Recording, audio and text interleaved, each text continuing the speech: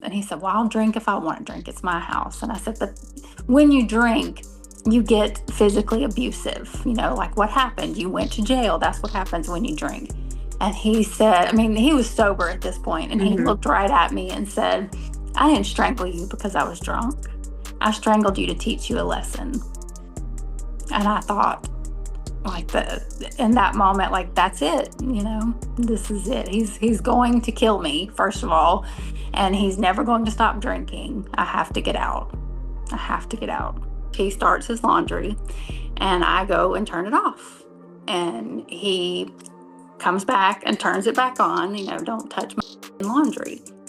So I go back like an idiot, but I turned it off, and he just kept coming back, and it was this game, and he finally did that thing where he backed me up against the wall, getting in my face.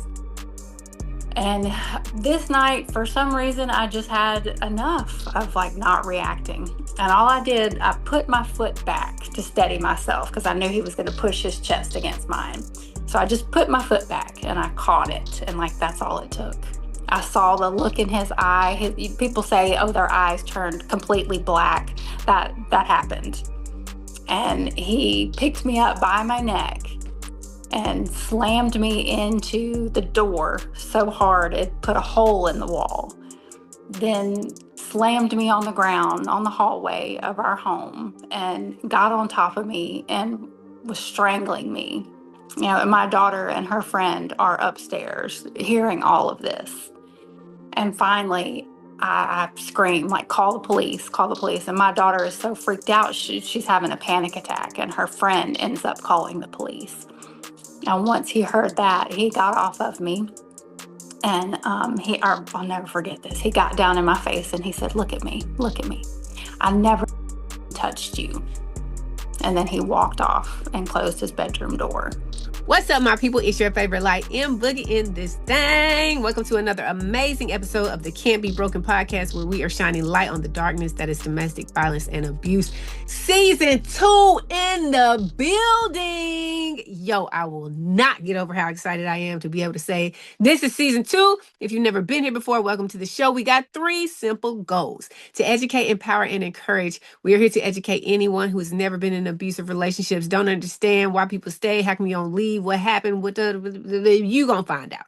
We are here to empower all of our survivors to stand up and share your story without shame, fear, guilt, or judgment, because you are strong, you are powerful, and your voice deserves to be heard. And to anyone who is currently suffering in silence, listen, you are not alone.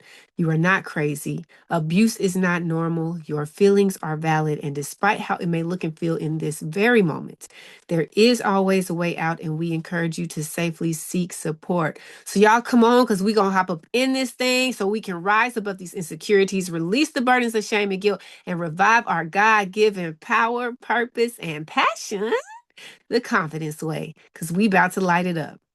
Y'all, I am so excited as always. When am I not excited to bring another amazing, beautiful, survival, thriving light into this conversation, into this space, into this beautiful thing that God is creating, so that we can do what we're here to do and no longer be hiding under a bushel, right? We're no longer hidden under a bushel, but we are going to shine the lights that God created us to shine. And this light, the world knows as Jessica in the building. I keep telling them one day I'm gonna get a soundboard so I don't have to be so raggedy, but right now it works. this is what we got. Jessica, how are you doing? I'm doing good. Good. I am so, first of all, thank you.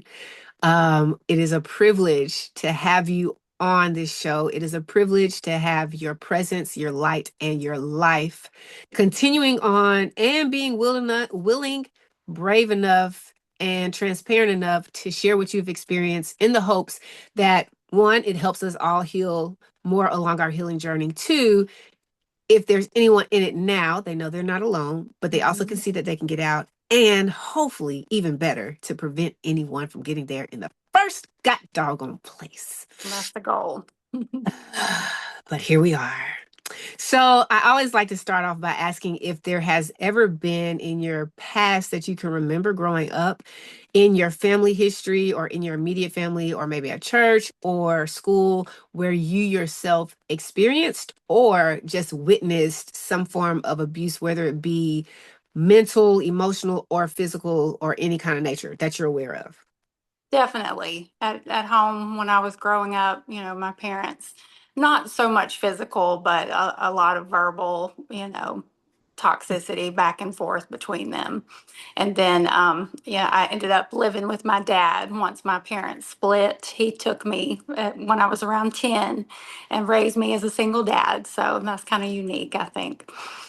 That's very unique. Hmm. And I'm curious, and let me know if I'm getting too personal. I'm Okay. curious, was it a mutual decision from your mom and your dad why your dad kept you because you're a girl? Oh no, she made me go. So she married someone that I did not like, and Hmm. we did not get along after that. So that was her, fix for that was for me to go live with my dad. And so yeah. And my Okay. brother ended up coming too, so we all just kind of ended up with my dad. Really? Hmm. And in the 90s in Alabama, that was very rare. I mean, it's still rare. Yeah. It's still very, usually, if the kids are living with the dad, it's because the mom has been deemed unfit to actually take care of them. But for, okay, that's a So she lot. just said, this will be easier, called him up, said, I can't handle her, you come get her. So, And you were only 10 when you moved in with him. mhm. So what, do you remember how old you were when they divorced? Think about 7. So from 7 to 10, she met somebody else. She Mm-hmm. remarried. Mm-hmm. So y'all either moved in with him or he moved in with y'all. Mm-hmm. Yeah, we And moved a lot. within that short amount of time, she was like, you know what, this is not going to work for us. Yes. How Yep. did that make you feel? Not great. I didn't understand.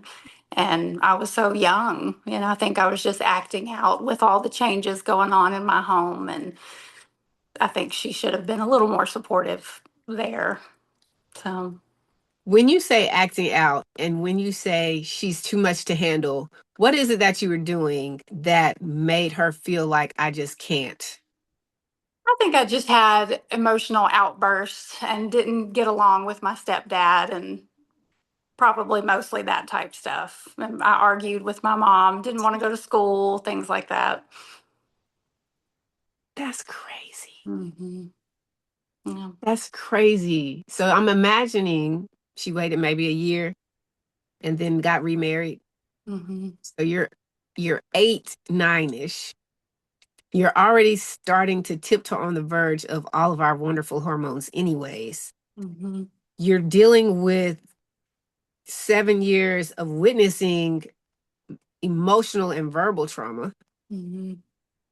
So you have only the experience of a toxic, unhealthy relationship.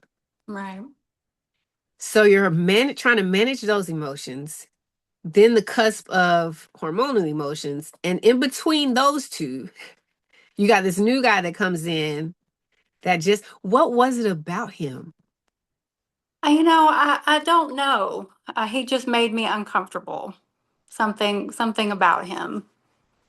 So did you and your mom have any kind of amended relationship after you moved out and she didn't have to necessarily try to figure out how to manage your inability to self-regulate? Because I mean that's a hard age for Mhm. all of that to be piled up on you.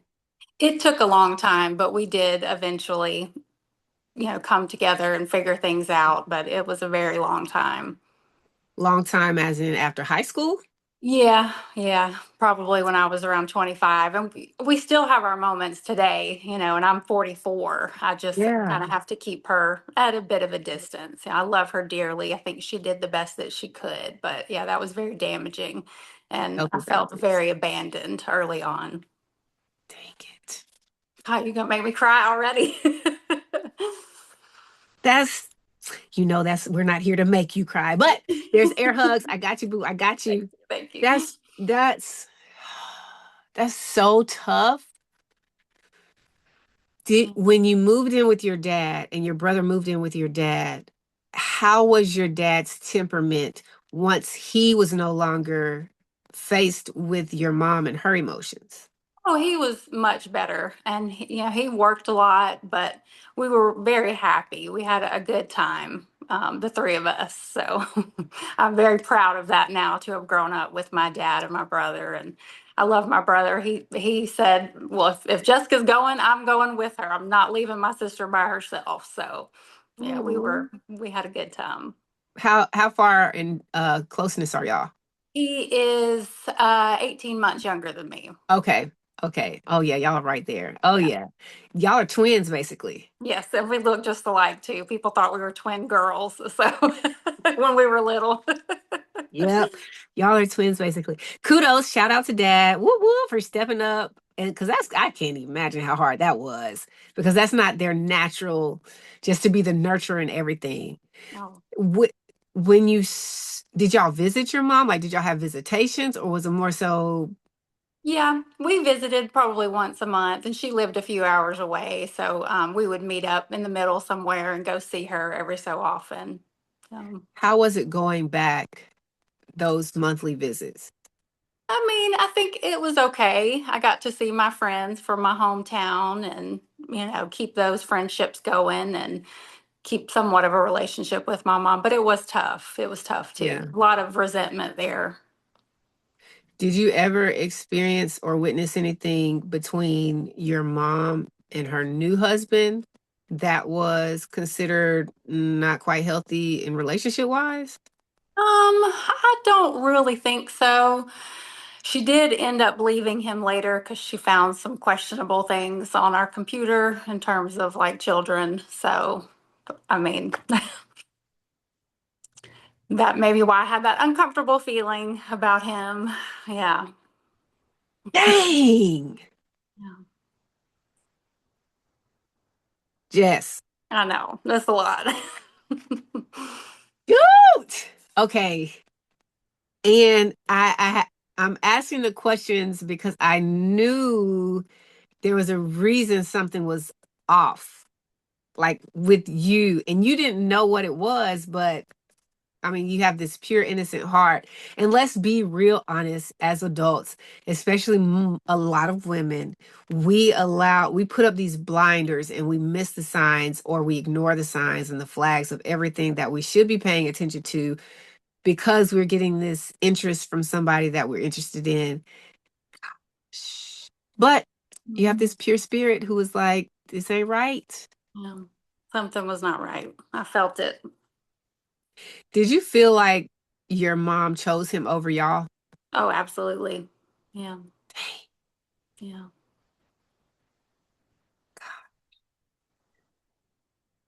Yeah. I think it still affects me today, even all these years later. So, yeah. I can imagine. Hmm.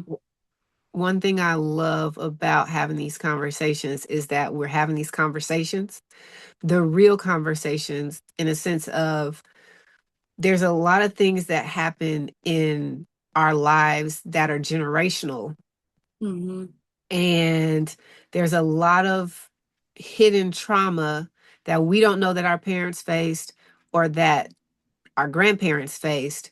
But somehow, if we don't face it and we don't have these conversations about it, even if it's inadvertently, it's going to affect the next generation. Hmm. Absolutely. And I have a daughter too, so that's why I'm just disappointed in myself that I ended up in the situation that I did. Girl, cheers to disappointment. You hear me? Because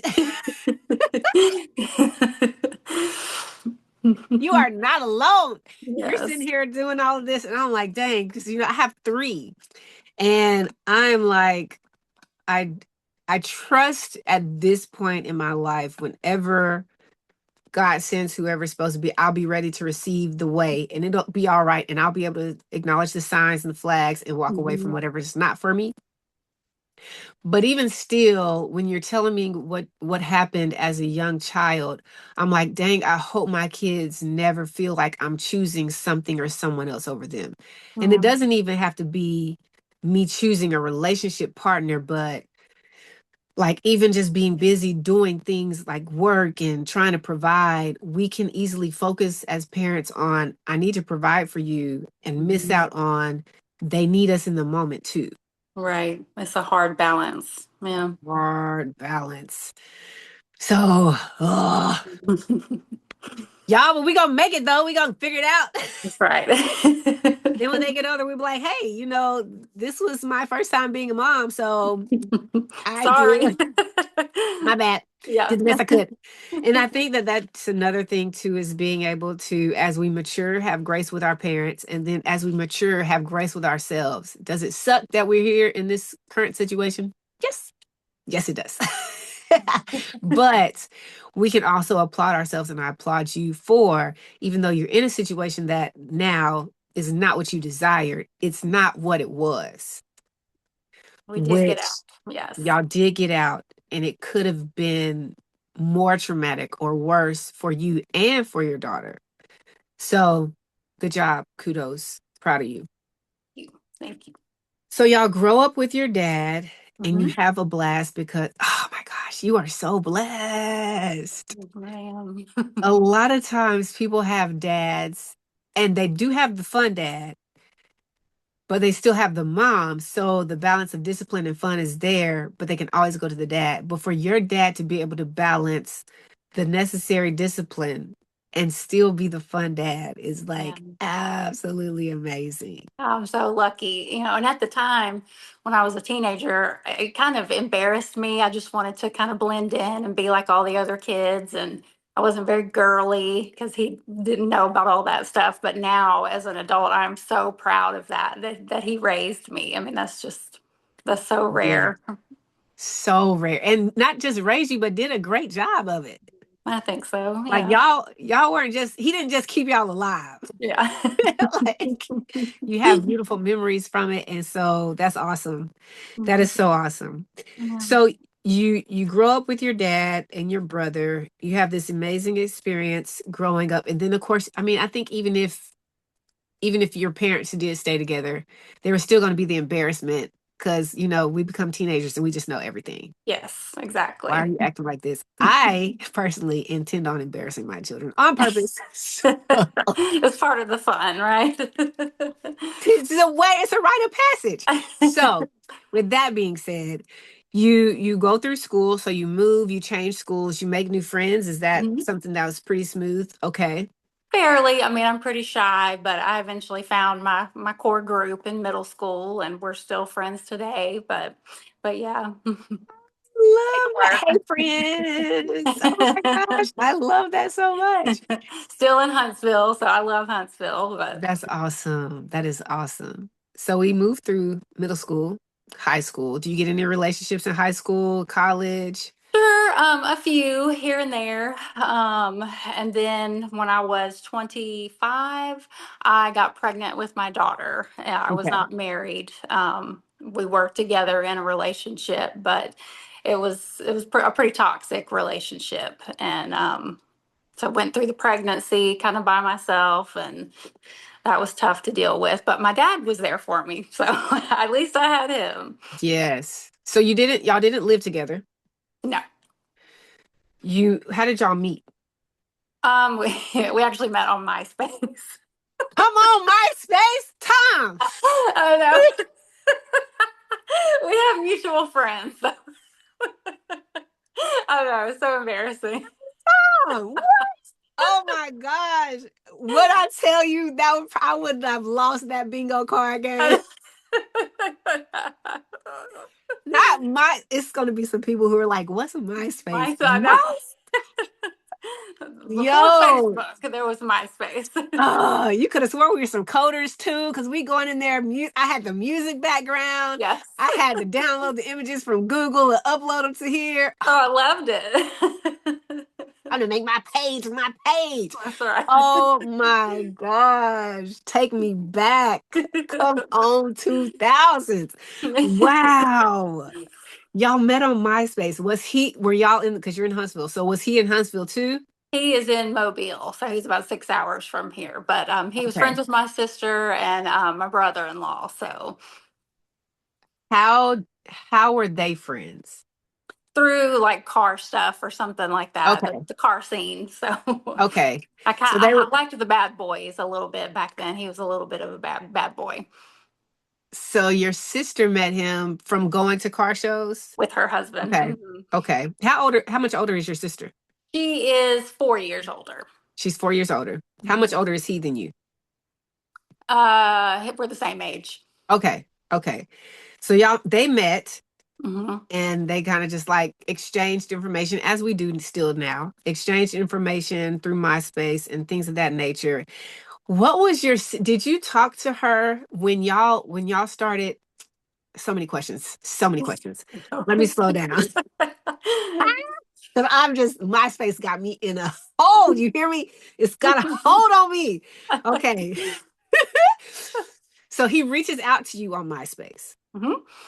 And we start messaging, and I was going to a wedding in Mobile like 6 months down the road or something. So we just made plans to kind of meet up at that point, and we talked all the way up until then. So How old were y'all at this time? 24, 25. Okay, okay, okay. So this is after college. Mm-hmm. This is prime adulthood. Oh my gosh, to be 25 again. Mm-hmm. Anyway, stay focused because life is so crazy. But okay, so you're in prime adulthood, like you got a job, you're doing the thing. You still stay with your dad. I was in my own apartment at that Okay, point, still in college, but waiting tables, having a good okay. time. But yeah, Yes, yes. Pause. For anyone who is currently still college age, you, there's no rush. exactly. Please safely enjoy that time Take your time and because figure out what you really want to do. what she said, what Jessica just said, because my goodness, today. Okay. Anyways, all right. So y'all meet, y'all are talking. Hmm. 6 months later, you're like, oh, by the way, I'll be in Mobile in a couple of months. Hmm. Y'all make plans to link up. Prior to the link up, do you have a conversation with do your sister and you have the type of relationship where you give her information and actually receive what she has to say as far as advice? I don't know if at that time I received any advice from anyone in situations like that, but we do have that type of relationship. But Boy, I tell you, that's a tough. Whoo, I'm the same. I'm the same. It's like I don't care what advice you have. I'm attracted to him. He's attracted to me, exactly, and we're I'm gonna go with enjoying that. this. Enjoying this moment. Okay, but she did know that you were going to meet him. Yes. Hmm. Okay, what do you remember what she said? Like, did she say anything about him? Um, I believe she said he was a bit of a playboy and just kind of a car guy, obsessed with cars. Probably not relationship material, but Okay, that didn't stop me from of trying, I course, guess. of course, because I'll be that one. Yes. I'm the flower in a field of hay. Yeah, I can change him. Yes. Y'all, oh my gosh, this is so me. You cannot change people who don't want to change. That's right. It doesn't matter how amazing you are. It doesn't matter how good you are. It doesn't matter how much of the right wifey material or husband material you are. People are going to be who they're going to be. And just learn from our lessons, please and thank you. Absolutely. People are who they are. They are who they are. Girl, we here. We are here. You are talking about me right now. This is my story. So I was the same way, like constantly feeling like I could prove myself to them. And then I know once they see how amazing I am, of course they're going to want to hold on to me and not fool with anybody else. The Yes. lies we tell ourselves, it doesn't that way. Delusions. Yes. It doesn't. Delusional. So you know he's a playboy. Well, you've been told he's a playboy, but you don't believe it. Right. Samesies. Oh my Yes. gosh. Samesies. Anyways, you've been told he's a playboy, you don't believe it. Nah, he gonna see me. So y'all meet up. Hmm. Y'all meet up in Mobile. And yes, it's like just chemistry explosion. We have a fantastic time. Yeah, How of long were you down course. there? I think about 3 days. Okay. And So in not between long. this time, you go to, like, are you just going to the wedding or are you in the wedding? Just going as a Okay, okay, guest. okay. Mhm. So you're going to the wedding. So you go to the wedding and you're texting. Wait, are you texting or We are y'all? text a Okay. very a little back then. That's what I was Yes. trying to think. I'm like, wait, we on MySpace time. So, Yes. so you're messaging, you're talking, you're like, oh my gosh, I wish you were here at the wedding with Mhm. me. And this Oh is this yes. is- We made plans to see each other just as much as possible while I was there. Yes. Oh my gosh. I know all too well. I know all too well. So it goes amazing.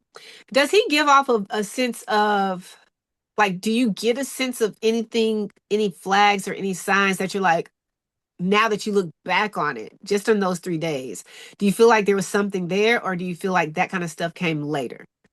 Um, Probably the way that he made me feel was a little bit of a red flag looking back on it. Just that anxious feeling, just a little bit anxious and like I couldn't really be myself around him. Yeah. Really? Hmm. What did you write that off as in the moment? Butterflies, maybe, just being excited. Yeah. But you felt like you couldn't really be yourself. Yeah. And I can recognize that now, but back then, Of no. course not. Wow. Mhm. I wanted to please him, so I Yep. just picked up on that energy and did, whatever I thought he might like or whatever. Yep. That's so I love this because in my experience, it was I think I felt like I could be myself in the very beginning. Mhm. And the crazy thing is he made it seem like he was attracted to me being myself. I Mhm. quickly found out later that indeed that's not what we're going to do. You're not going to Right. be yourself around me, Hmm. and Got you're to not allowed change to be that. around anybody else. So, but in your case, it wasn't that. I mean, he was attracted to you, the chemistry was there, but you still had this feeling that just wasn't. Something was off. Yeah. That's But good. I still had this feeling that he was going to change my life as well. It wasn't like I thought we would end up together forever. I just had this thought, like, this man is going to change my life. Really? But you Mhm. didn't know in what way. Right. Dang. I have these thoughts that just come across my head sometimes, and then I think I'm crazy. But yeah, I ended up getting pregnant not long after. So that was the big life change that he brought. He did change your life. Mhm. Wow. Side note for anyone who's listening and staying tuned in and is not in a relationship or is in a relationship, be mindful because our body always lets us know. And we push it off as, no, it's not just that, but it is. And if we would just lean into that feeling of discomfort or the feeling of uncertainty a little more, I believe we could save ourselves from a lot of bull shenanigans. Absolutely. And if it is supposed to work out, it'll work out regardless. Mhm. Women have amazing natural instincts that I think, we're taught from a young age to kind of push aside or, Yes. yeah. Yes. Everything's all about the Prince Charming. Hmm. So y'all meet, y'all have fun, a fun-filled weekend. Hmm. You go back to Huntsville. Does Yeah. he ever come visit you? He does. He does. Yeah. We go back and forth, the next few months. Okay. So we kind of Okay. made it official and did all that. So, Okay. yeah. And it was still good. It was Hmm. still good up until you got pregnant. Hmm. Yeah. Up Okay. until I got pregnant. So we're about a year, maybe 9 months into knowing each other. Hmm. Okay. And just a few months of physically meeting. So, Yeah. but yes, we knew each other for about 6 months before. Okay. Yeah. Okay. So about 9 months in, and even up until you got pregnant, nothing other than that initial, I don't think I can quite be myself. Other than that, and of course, now I'm going to do whatever I can to be all that you want and push what I need to the back burner. Besides all that, because we know what that's about. Right. Other than that, there wasn't anything that was like, hold up, sister. Let's just. I think so. No, it's been so long now, but no, I really Yeah. don't. We didn't really have enough time, to for me to Yep. get to there. I think it was still happy honeymoon phase. Yep. Yep. Tag on that face. Dang. Why? Okay. So we get pregnant. Mhm. How's his initial reaction to you saying, "Hey, babe, yeah, Yeah, he was not very happy, not very supportive right from the start.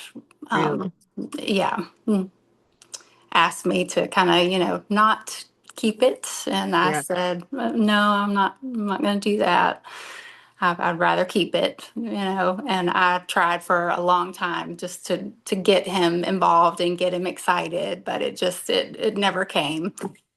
And But he ended up breaking up with me when I was about 7 months pregnant. So, wait, mhm. do you think the breakup was because of the pregnancy? And cheating, yes. And then later I found out about, drug use and things like that. But yeah, the pregnancy He really broke up set with it off. you because he was cheating? Hmm. Yeah. Please explain. I mean, he's just a playboy, like my sister said, Nothing was going to stop him. And I think he freaked out about the pregnancy and just took it out on me. It was just awful. I cried every single day of my Oh pregnancy. It my was gosh. awful. Yeah. And yeah, I tried to get him involved and let him pick the name, and he didn't really want anything to do with her. So he leaves you at 7 months. Hmm. He was already on drugs at that time. I didn't know it, but yes. Other than the distance, the intentional distance, he hadn't become abusive yet. No. And he is actually not my main abuser. I ended up I know. This is just a little side story here until we get to the main character. I'm sorry.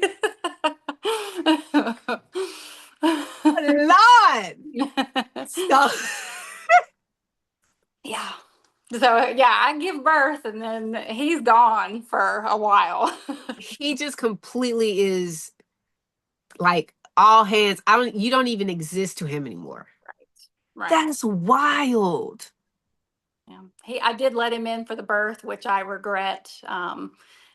He yelled at me the day I gave birth, and I had to lock myself in the bathroom. It was About what?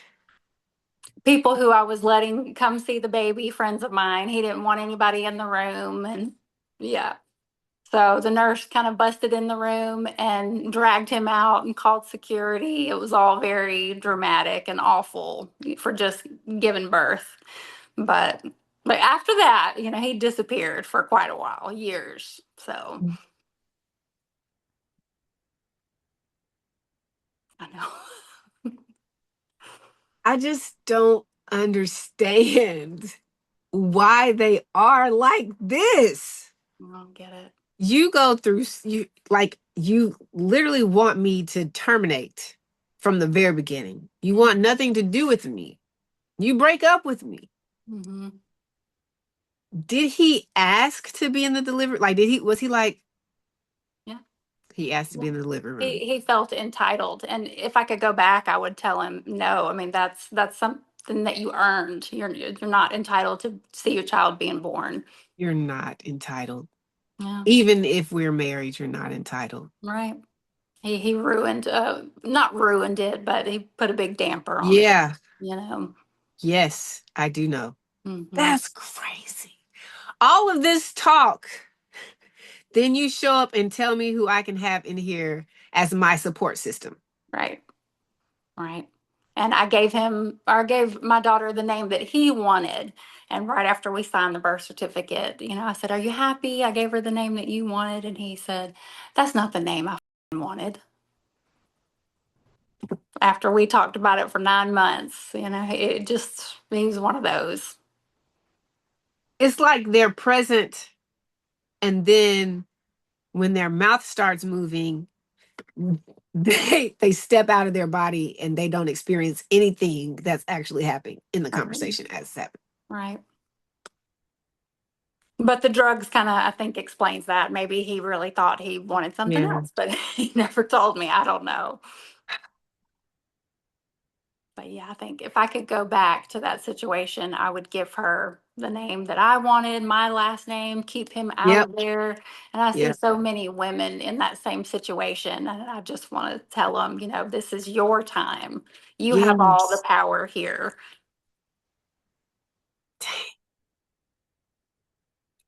Dang, dang it, dangity dang. Hmm. Yes. And it's like to be blessed to have a healthy birth, Hmm. a healthy pregnancy, a healthy delivery, a healthy baby. All of those things are wonderful. But Yeah. I think we get so caught up in their unsolicited, undeserved entitlement that we rob ourselves of the experience that God wanted us to have in the bonding moment, Right. because you still have that in the background, their voice, their negative energy, all of the like what you've been dealing with their last 9 months is now standing in here telling you what you can and cannot do with your baby in your body. Right. And I just wanted this happy family. We're in the deep South where it's kind of you Yep. feel judged for Yep. being a single mom and not being married. And, Yep. people would look at my empty ring finger and be like, Yep. "Oh, is your husband so excited for the baby?" And just awkward. Yep. So, so I thought I was doing everything I could to keep my little family together. But Blessed assurance. So he gets drugged out of the delivery room mm, and drug out of the hospital. That's the last time you see him for a while. pretty much, yeah, for a good maybe 6 years. He Hmm. doesn't reach out or anything No, for 6 years. yeah, yeah. Please tell me what happens after year six. He messaged me and said that he told me about the drugs and apologized and said he had gotten his life together and had been in rehab and he wanted to be a part of her life. So since then, it's not been perfect or fantastic, but he has made an effort and he pays child support what little he can. So he Blessed, did the best he could. blessed assurance. How do you feel as a mom? And this is your daughter's father. How do you feel for your daughter? Do you have do you still carry guilt for her? Absolutely. Yeah. I feel terrible for her. I mean, I had such a great dad, and she will never know that. She's 18 now, but yeah, I mean, you can't get that time back. I just tried to do the best I could as a mom and kind of create the bond that I didn't have with my own mom. I tried to do that with her. So, Yeah. but yeah, you can't replace a dad. I think that that's another level or phase of the healing journey for us, Mhm. because there's already so much to heal from. And I think as we have these conversations, it truly is like a timeline of healing when you're intentional about it. But even more so when we have children, because how do we release the guilt? Like, you didn't choose your dad. I chose your dad for you, and I'm so sorry. Mhm. But then you're so grateful for this person Right. too, that you wouldn't have without this other person. You know what? I always, and I think I do this because it makes me feel a little bit better. I don't know. Does it make me feel better? I don't know. I don't even think that's a true statement, but I do this when I talk to people. Like I was talking to somebody who is an acquaintance a couple of years ago. He and his wife had been married for a while and they were going through a divorce. And I had no idea, but I was just sending random encouraging messages and things like that. And then I saw him in public one time in person, and he was like, "Yeah, your messages were right on time. We were like, I know you didn't know what I was going through, but this is what I was going through."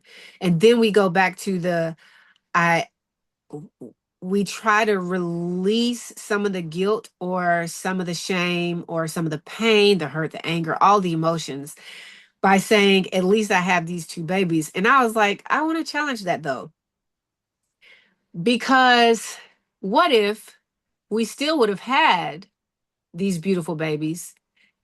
Their DNA would have just been different. If Right, we would have followed God's plan and stayed on path, could we possibly still have had these beautiful, amazing babies right, with the right person and they just have different DNA? right. Just Yeah, curious. Just makes a thought. sense. Just a thought. But it's neither here nor there. They're here, we're here, you're there, blah, blah, blah, blah. Oh my gosh. And she's 18 and she has an amazing mom. And wow, she's 18. Gosh, mine are 5, 4, and 4. Oh, We got a wow. long way to go. It goes by Jesus. so fast, I It goes promise. by so fast though. It's like it's a long time and then it's not a long time. Those are So I the try to best remind ages myself. too. Oh. Yeah. I try to remind myself of that. They're amazing. So 6 whole years.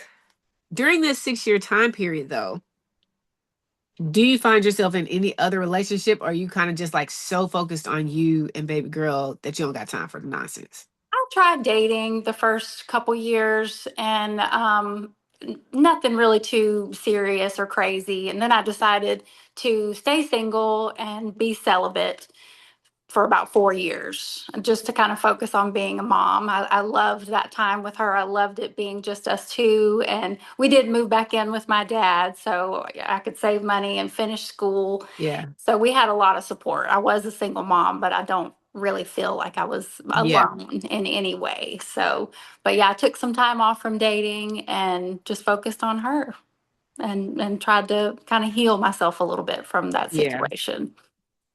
Yeah. Because that's traumatic Hmm. and toxic. Hmm. And then, of And course, by the end of that is when I met my now ex-husband. It was just kind of perfect timing coming out of that celibacy period. Like, okay, stop I'm ready to it. date. He's the first person you dated after that time? It had been about 4 or 5 years since I had dated. Yeah, Girl, I know. it was like,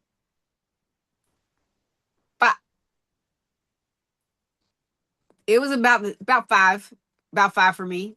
Hmm. Yeah. And then there he goes. Yeah. So, Little snake in the grass. Just yes.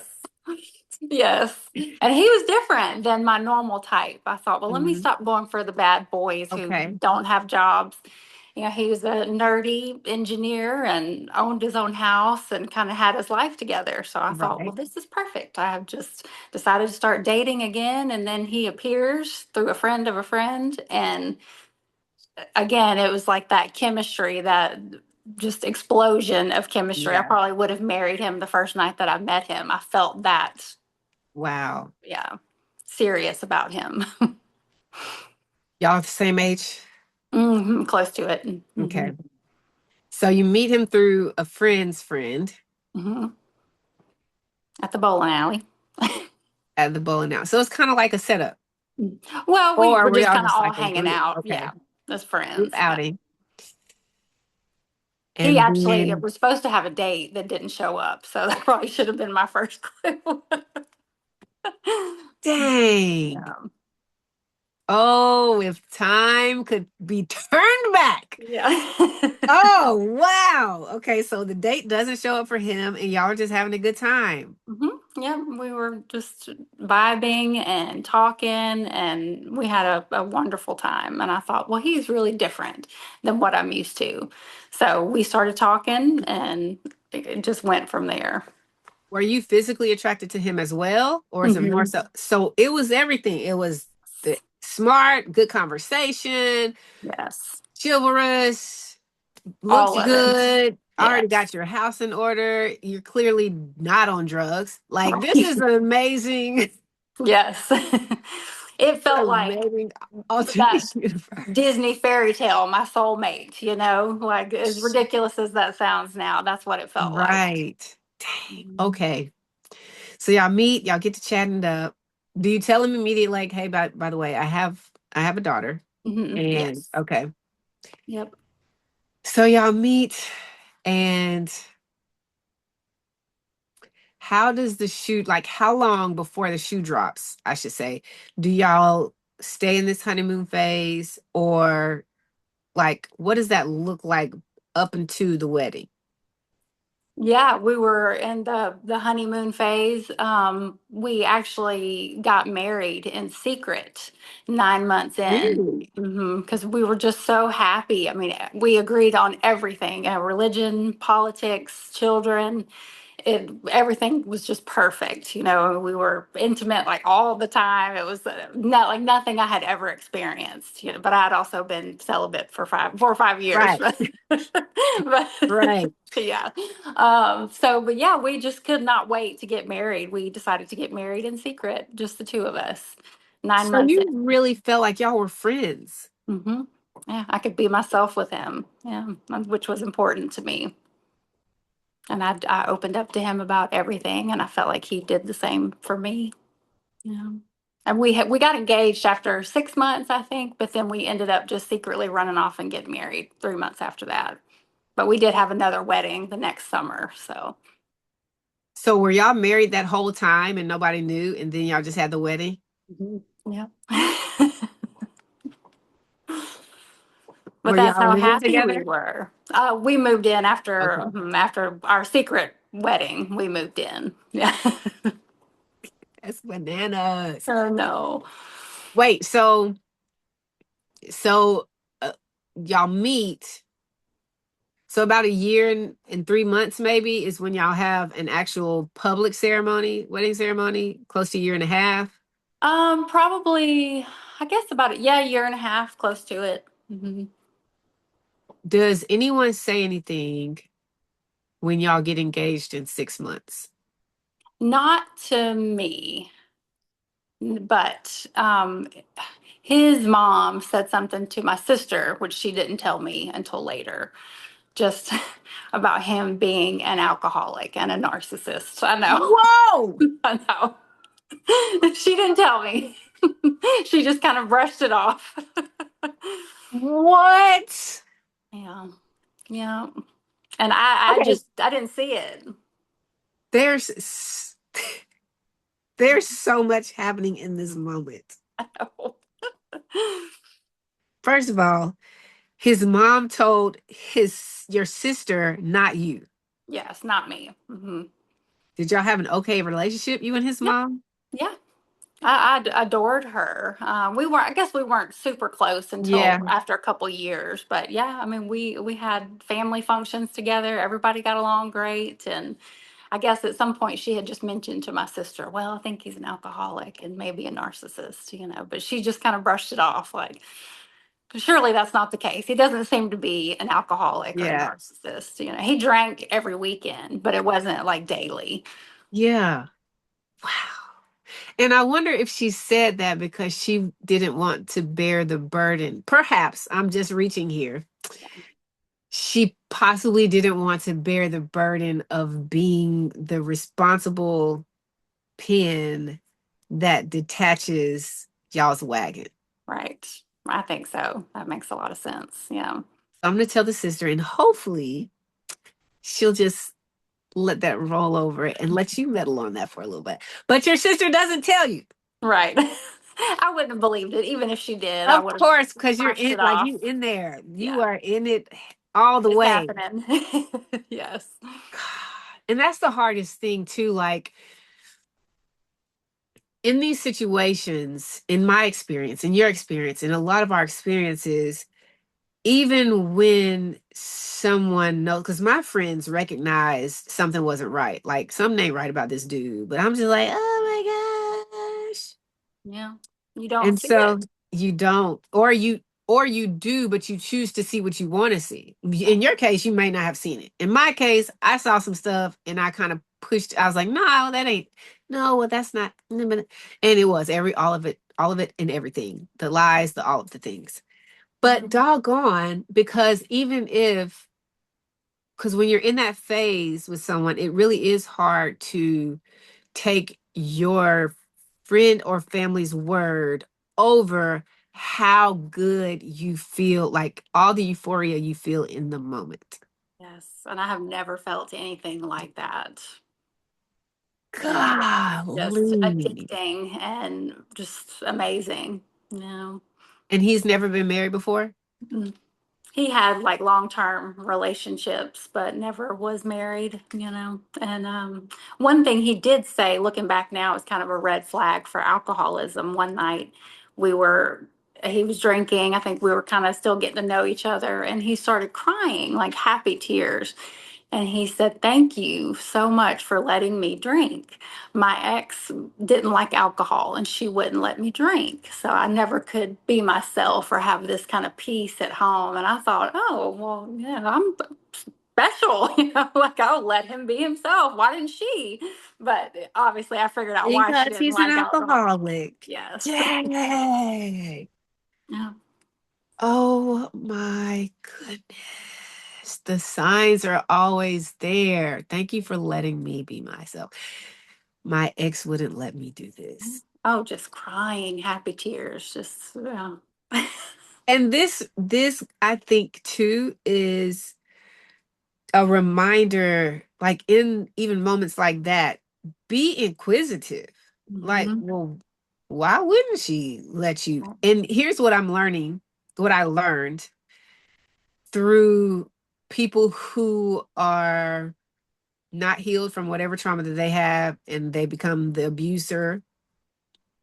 If you question them in the beginning, they're probably going to walk away and Mhm. save you from themselves Right. because they don't want that. They just want someone who's going to go along to get along until you can't anymore.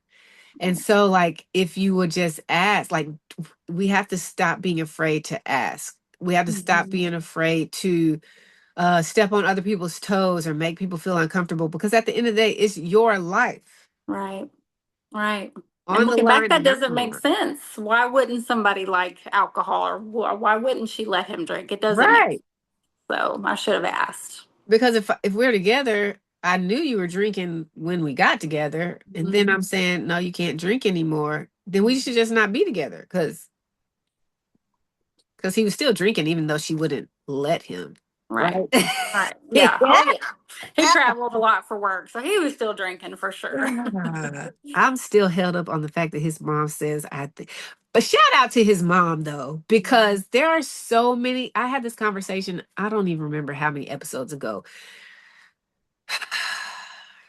There are so many friends and so many family members who know this person, like know this person better than whoever their next source is going to be knows them.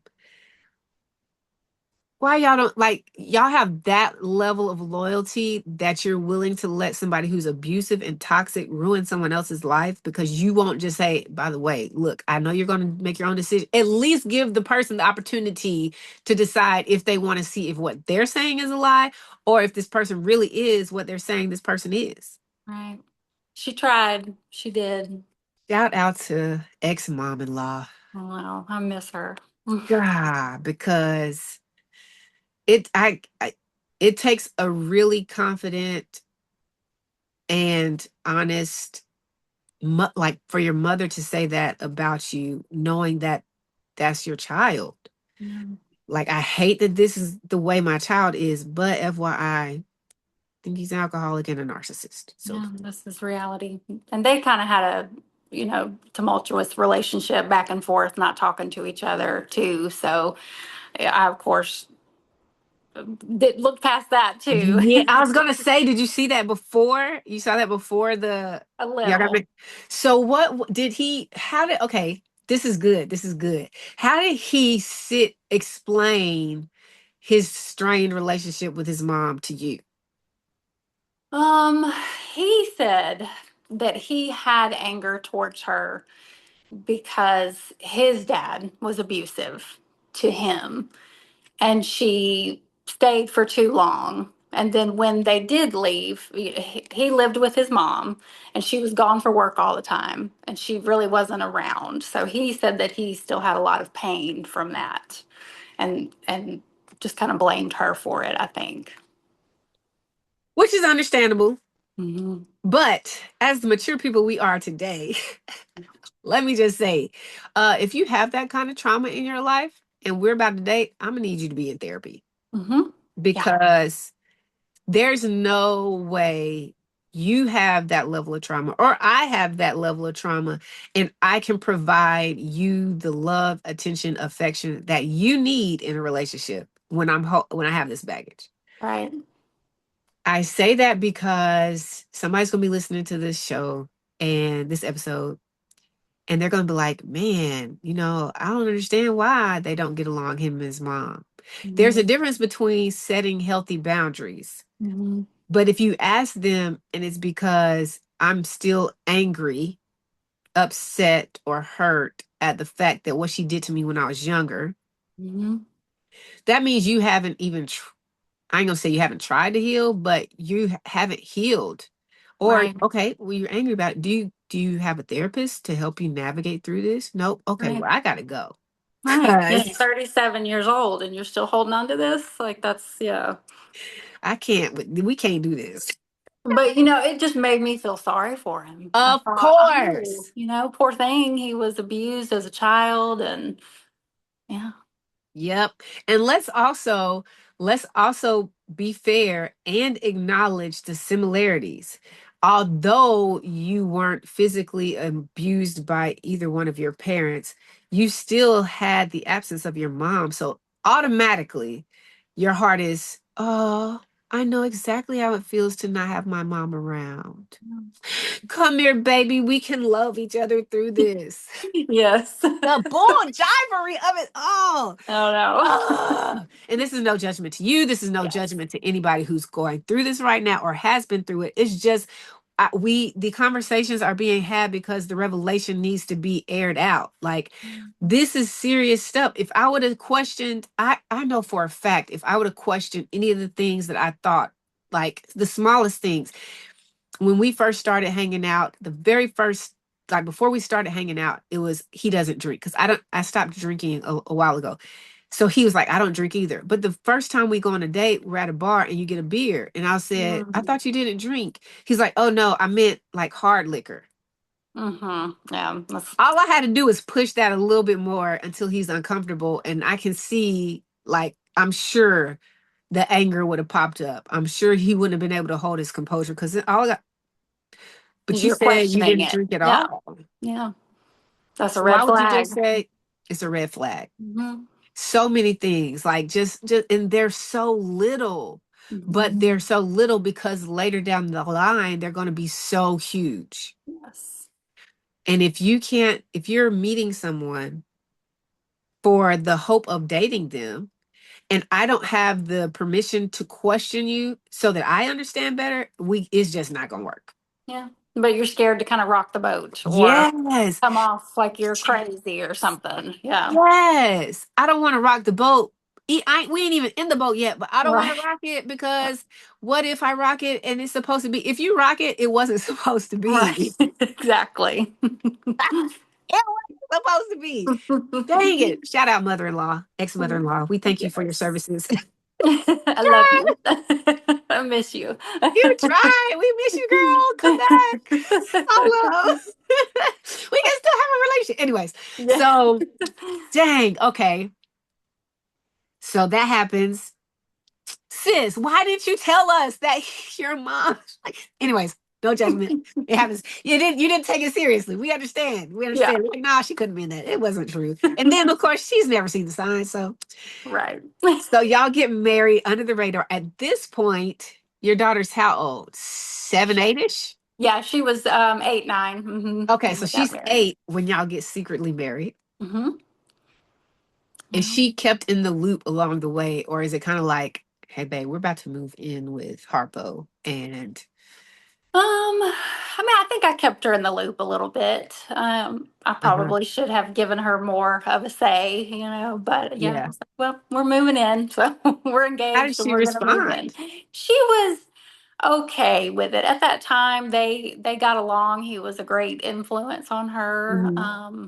and things seemed okay. She did have to change schools, which Okay. I regret, but Yeah. that was the biggest hurdle for us. But we were moving into, a nice home. We came from Yeah. this tiny little apartment on the mountain here in Huntsville, and I mean, I made things work, but I was struggling as a single mom, and so someone comes along and just sweeps me off my feet, and life is suddenly very different for us Yes. both.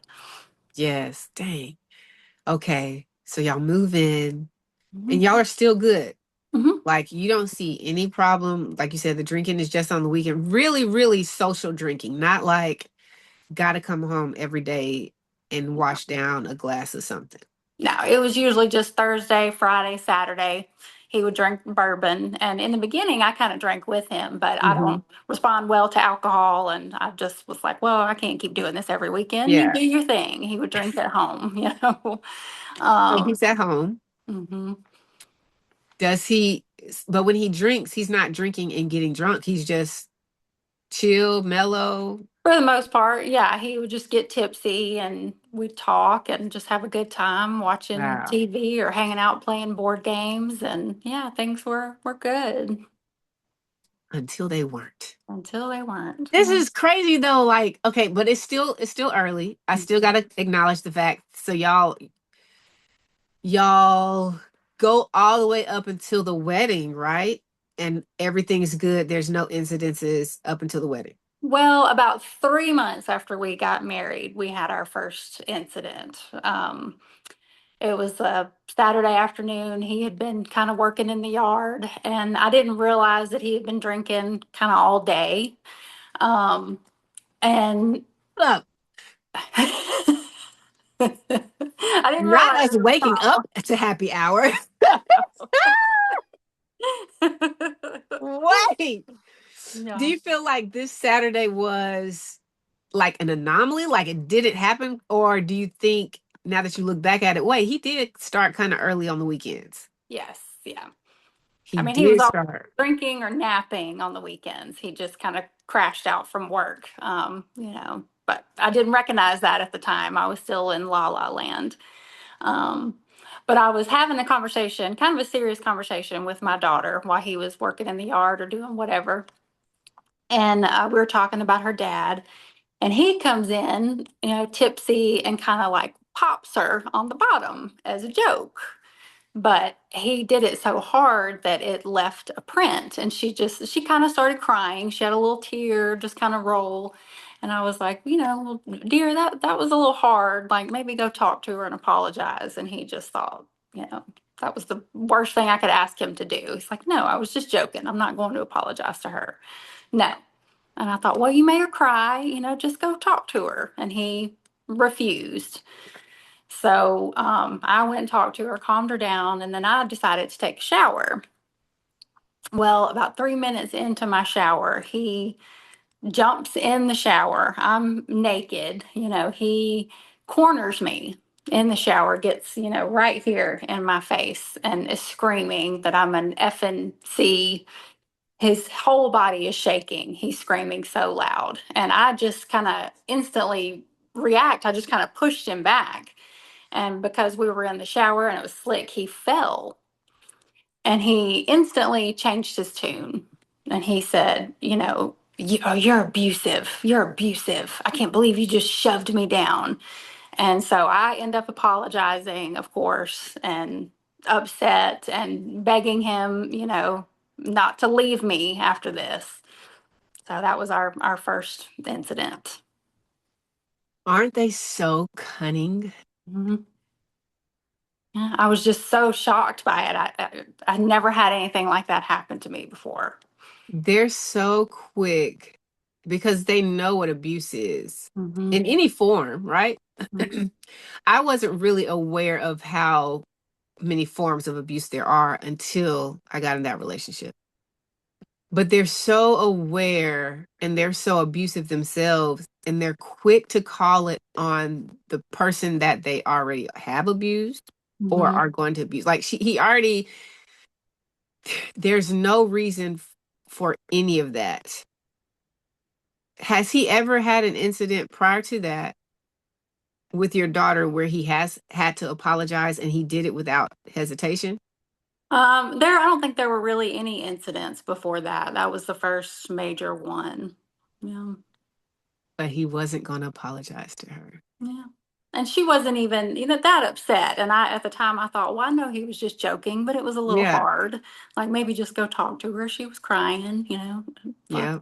no, fuck you. I'm not doing that. That's wild. And he's never talked to you like this before. Yeah. Mm-mm. That's why I was so shocked and just didn't know how to react. And so we're like a year in at this point, like of just knowing each other. Yeah. Hmm. Yeah, it was 3 months, yeah, after we got married. So about a year of knowing him. Yeah.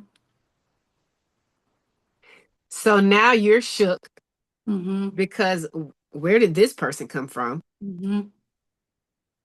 Then you go mind your, and he gets in the shower fully dressed.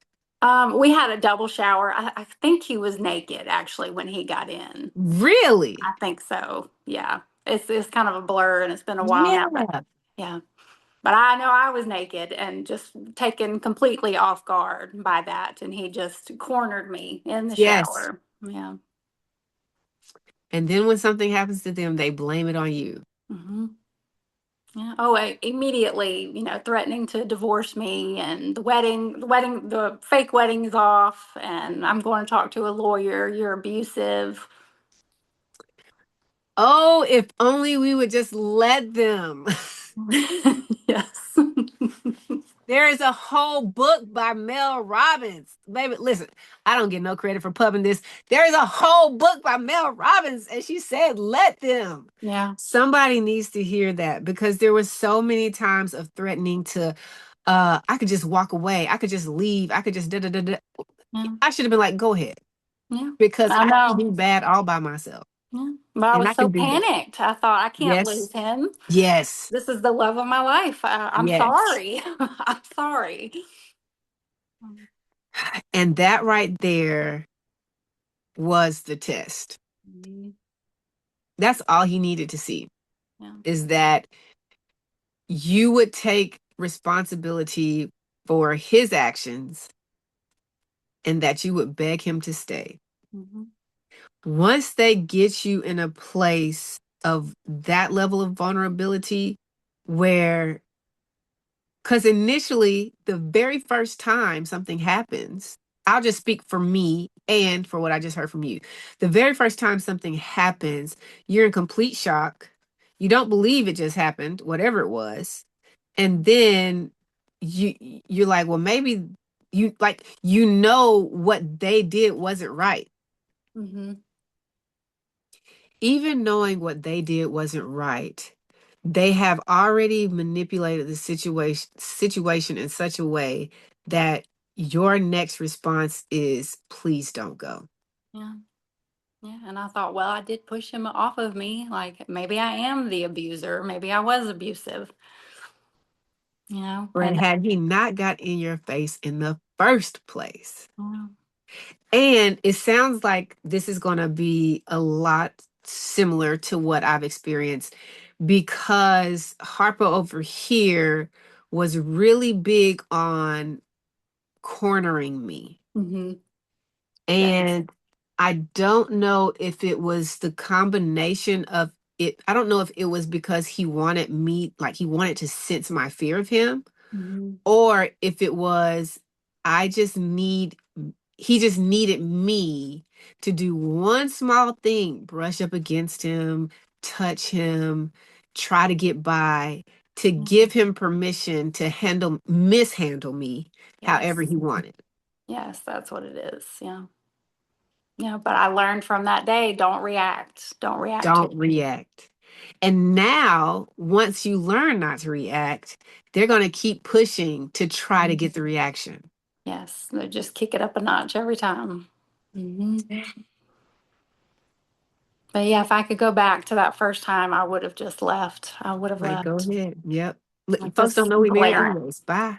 Yeah. It's See like, ya. no. So there's, I don't know if you ever seen the movie Love and Basketball, but there's a scene in there where Monica and Q are in college. They're the two love interests, which is a whole, that whole movie is toxicity. But they Mhm. painted it to be like, oh my gosh. And anyways, focus M. So there's this scene. They're in college now. She shows up to his dorm room, like they're a couple. She shows up to Mhm. his dorm room, and there's somebody else there, another girl. They're not doing anything, but he's emotionally feeding into the other girl and all this other stuff. Mhm. And so, the only reason I'm saying this is because there's a part in that scene where Monica, the actual girlfriend, is like to the side chick. She's like, "No, you stay. I'll go." So as you're telling me this, all I'm thinking about is y'all have moved into his house. Yes. He threatens to leave. If we could go back in time, Jess, you could be like, no, you stay. I'll go. Absolutely. I will go. I'll go. You stay here and you work on all that I just did to you. I'm so sorry. Please, Yeah. by all means, get the police involved because I'm pretty sure you don't want them to be anyways. But and that's usually like that's another gaslighting tactic. In this case over here, I knew he didn't want the police involved. Yeah. But Yeah. they will act like I can call the police on you for such and such and such and such. Like you just and here's the Question thing. it. It's called reactive abuse. And I didn't learn that until after I left. Yeah. Yep. Same. And I it just mean, it makes so much sense. it Yeah. makes so much sense. Yeah. So so Harpo, one, I'm not apologizing. One in my brain, he's saying I'm not apologizing to a child and I'm not apologizing to a female. Mhm. Key in narcissist. So I'm not apologizing.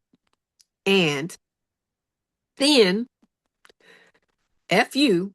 Mhm. But let me take a moment to get my clothes off so I can come get in your face about it even more. Yes. Because now you're even more vulnerable because you're in the Mhm. shower. Naked in the shower. Yeah.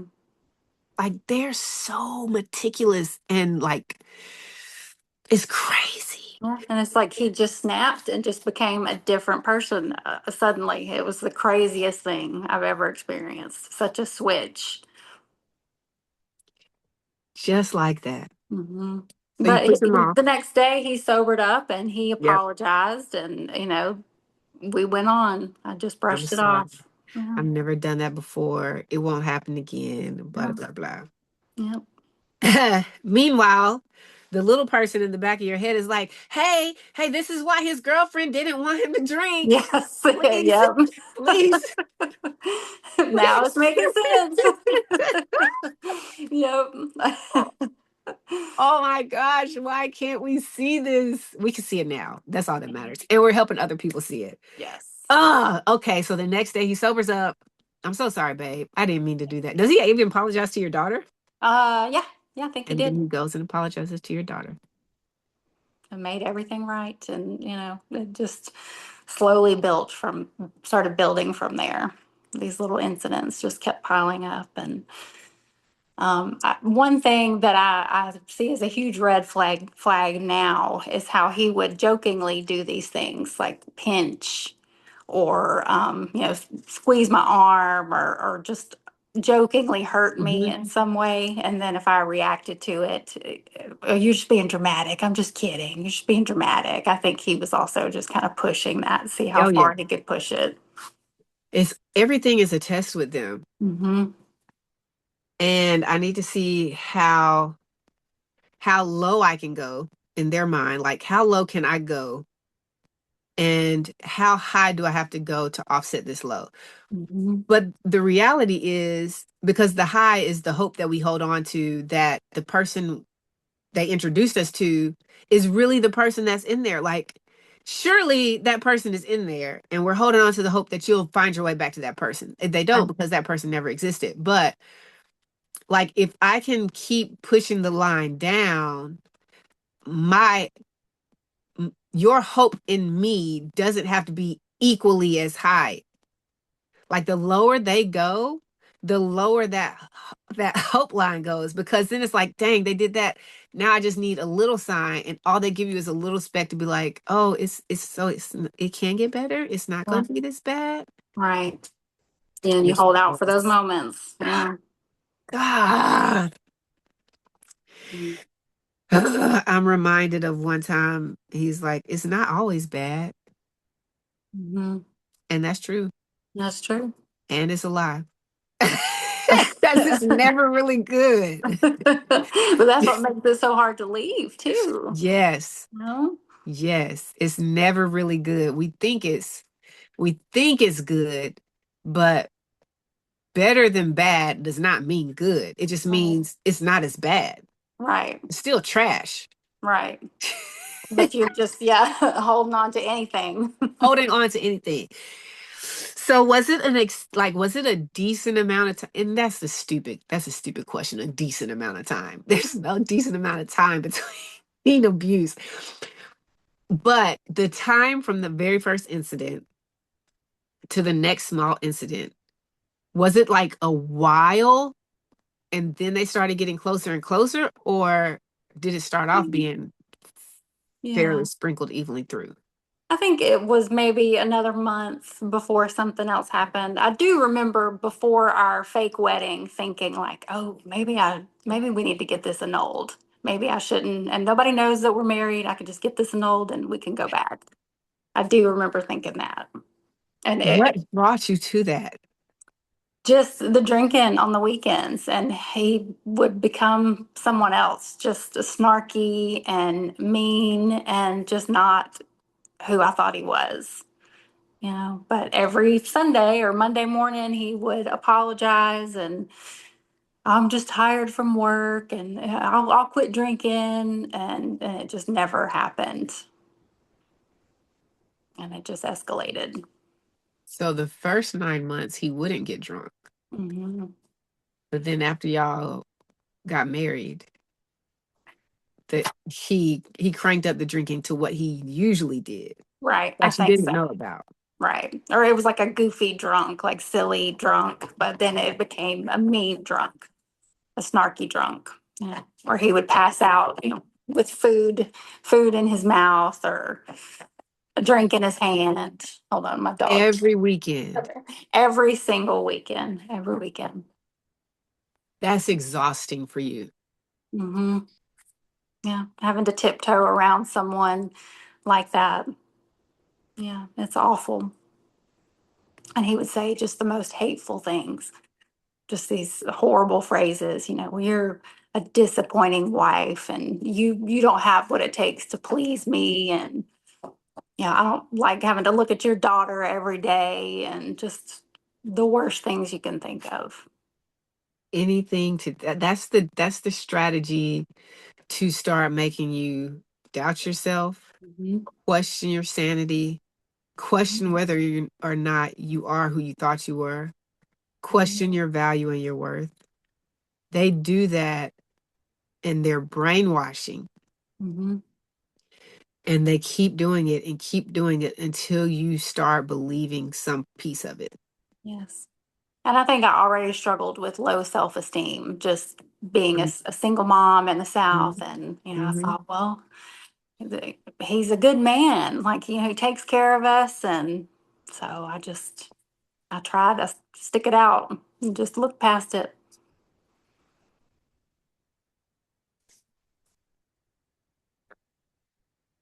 Every weekend Mhm.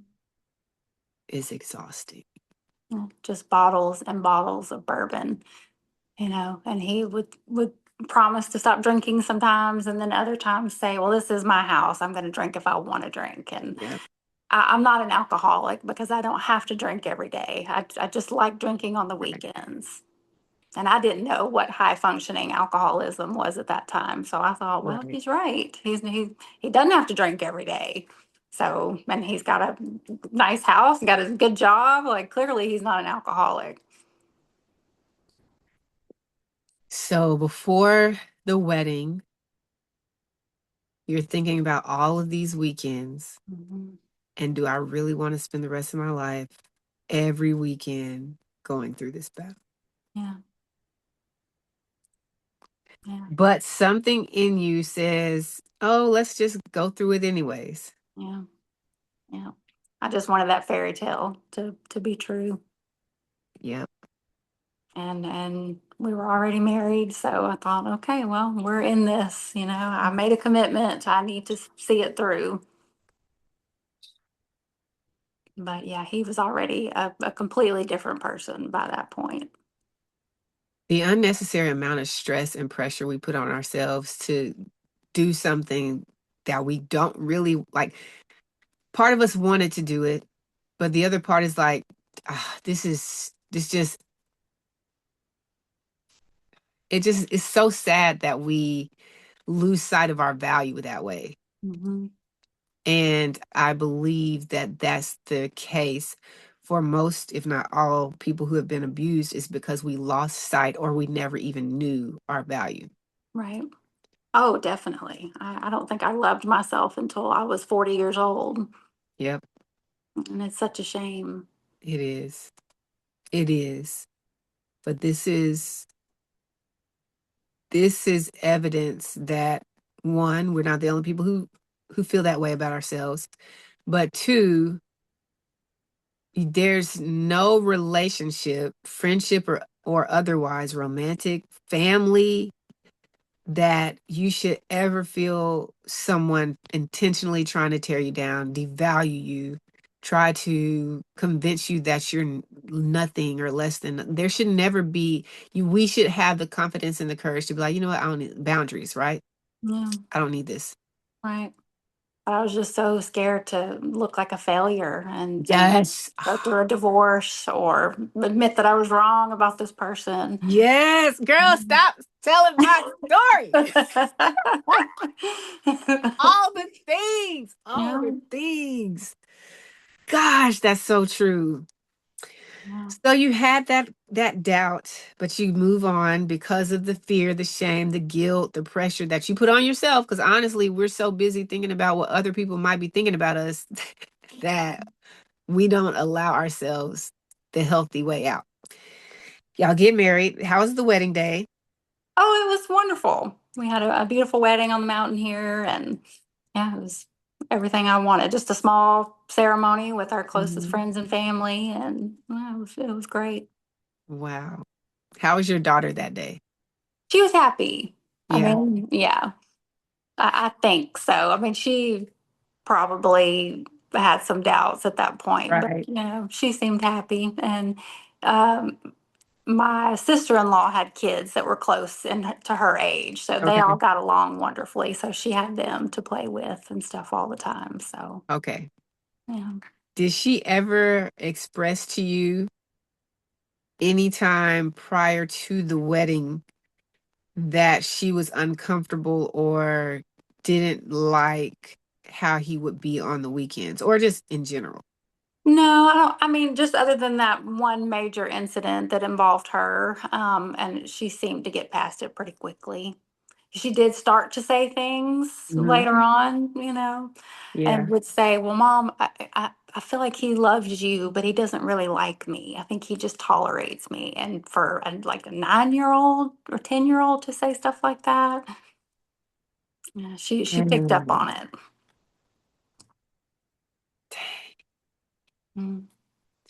That makes me sad. Mm-hmm. That's my biggest regret is just having her around that so long. And I Yeah. wish I had listened to her more. Dang.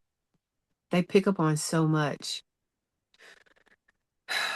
But cute kudos to her for being able to communicate that a little bit, even at that Mhm. age. And here's the thing, because be I think because the conversations aren't had, we're not taught how to communicate. Mhm. And so we then pass down unknowingly the same level of poor communication. Because if we go back, you're 8, 9, 10, and the same thing's happening to you. Yeah. Well, he wasn't necessarily making you feel like he didn't like you per se from what you said, but Right. you still had the feeling of something was off and something wasn't right in the house. And my mom chose him over me. And your mom chose him over you. And Oh, then here that we eats go. me alive. You know. It's different, but it's the same. Mm-hmm. But I love that we can talk about it now Mm-hmm. in the hopes that at the end of the day, if we could just talk about our trauma, honestly, we could save so many people on the outside of this, outside of abuse and things like that. Like just so many kids could have the opportunity to be kids. So many parents could be free from the burdens that they're carrying from whatever they experienced or whatever decisions they made as a parent. Like so much freedom could be had if we would just keep having these conversations Right. And be really honest. and be really honest about it. It's the lying part or the I'm okay or the well, it just not even talking about it like it didn't happen type stuff that really holds us back. Yeah. And I didn't tell anybody the truth about what was going on at home. Once we got married, he said, "Well, let's do something different. Let's not talk negatively about each other to our friends and family, and let's don't involve my family. They were really involved in my last relationship, so I'd just rather keep them out of ours. This is sacred. Don't. I just think it's inappropriate to talk negatively about your husband." And I thought, Yes. being a good wife, a good Southern wife, that's what you do. But The same. And I agree to an extent that we can't share everything outside of our marriage. yeah. I think that that should be a conversation before we get married, Hmm. what that looks like, Hmm. because the same stuff was fed to me like we should never talk negative. Meanwhile, he can go say whatever he wants to whoever he wants to about me, Exactly. truth or not. Yeah. But That's what little mine old was doing. me, Yeah. And I just kept everything yep, secret, kept his little secrets for many, many years. yep. Wow. So the wedding's beautiful. How long after the wedding? Do y'all go on a honeymoon? Like, do y'all get to do any of that stuff? We went on a cruise and it was horrific, just from his drinking. It was just a complete shit show the whole time he was drunk. How And long was the cruise? about 7 days, I A think. week Yeah. of drunken buffoonery Yes. I was on a so boat. embarrassed by his behavior. Just we'd go to the casino and he's wasted, throwing chips at tipping people and just belligerent and crying in the restaurant. I mean, it was awful. Dang. I know. Like, why didn't I run? You stay. I'll leave. That's right. Hey, shoot. Okay, gosh. So y'all get back. Oh my gosh. It just piles up. Like at this point, you're really clearly seeing why his ex didn't like him drinking. Oh yeah. Yeah. Glaringly obvious. Yeah. And his mom was so right the whole time. Hmm. But you had no idea. Yeah. Oh, and his stepmom tried to tell me too. One night Really? we were camping with her and his dad, and there was an incident where he tried to drunkenly take out a canoe and ended up sinking the canoe. And she said, "Well, this is what he does. Like, just so you know, this is what he does. He drinks and does stuff like this constantly, and we always have to babysit him." So she tried to, but At where what are we 30 39 now? yeah, somewhere in there, yeah, yeah.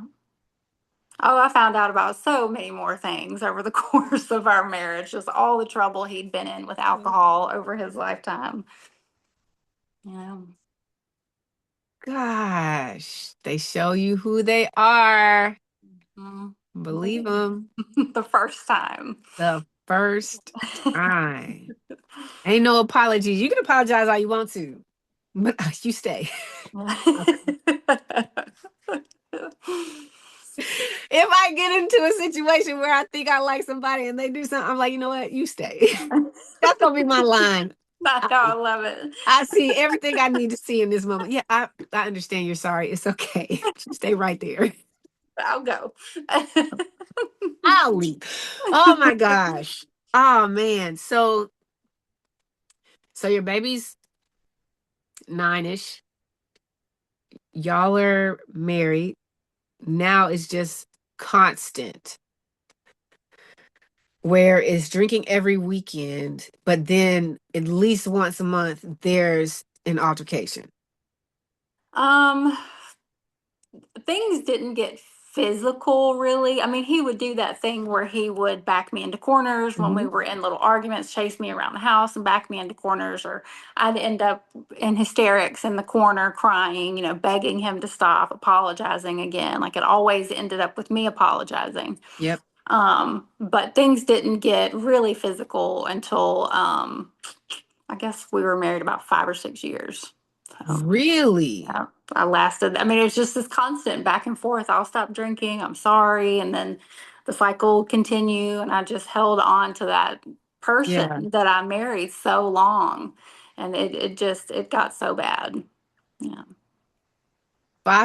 Oh my gosh. First of all, 5 or 6 years of every weekend, Mm-hmm. plus special occasions. All right. Yes. And then the intimidation, people don't know, but intimidation is abuse. Mm-hmm. Like there's no reason you should be intimidated in the house that you live in by Right. anyone in the house. Right. Yeah. Chasing me around the house, bumping me with his chest, getting nose to nose with me, screaming at the top of his lungs.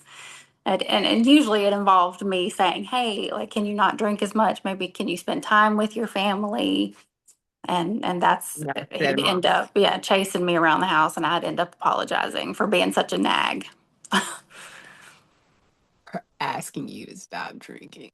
Oh, it's ridiculous when I look back on it now. I cannot believe I ever begged someone to spend time with me and my daughter.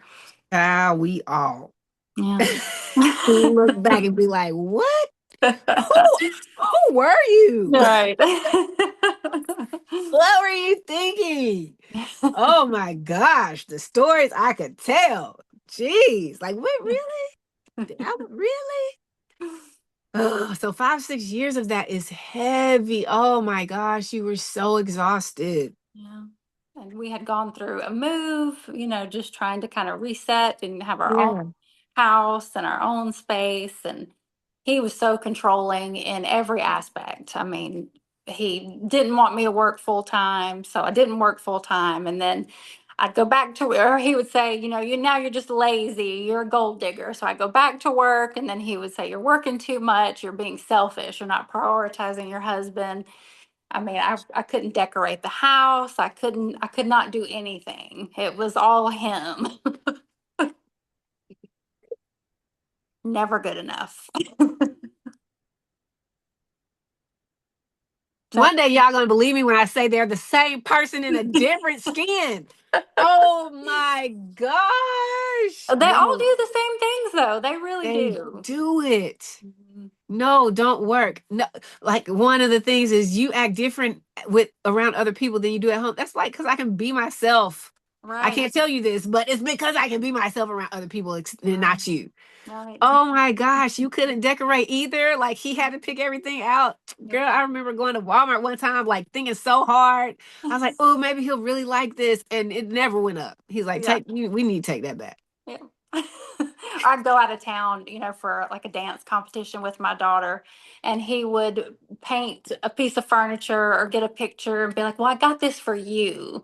This is Like, you look like you would like this." So that was him letting me decorate, but I never oh my actually God. got to decorate. Yeah. Because you just don't know how to pick out things. But meanwhile, we need to make this house a home. This doesn't look homey. Right. Right. Yeah, we had different tastes. So Totally he said different his was just more taste. sophisticated. So we Oh need to my stick God. with that. I like colorful things, bright Oh lights. my God.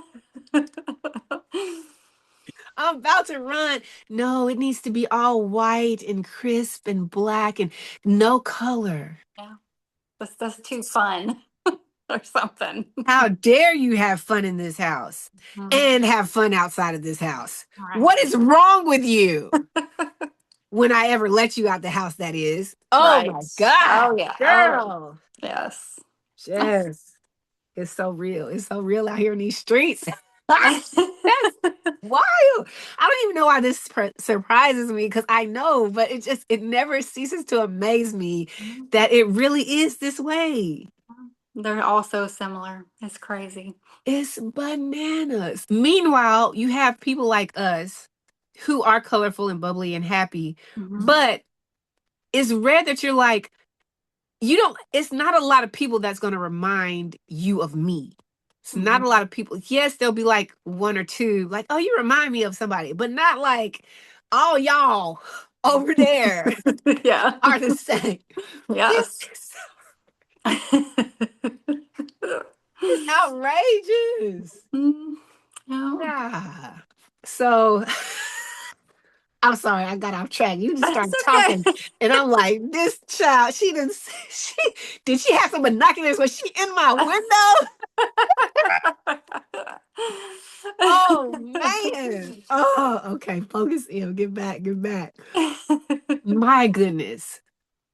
The intimidation. Yes, it Mhm. is. It is so real. It is so. It is like insane that they feed off your fear, your tremor, and they have the energy to do this all the time.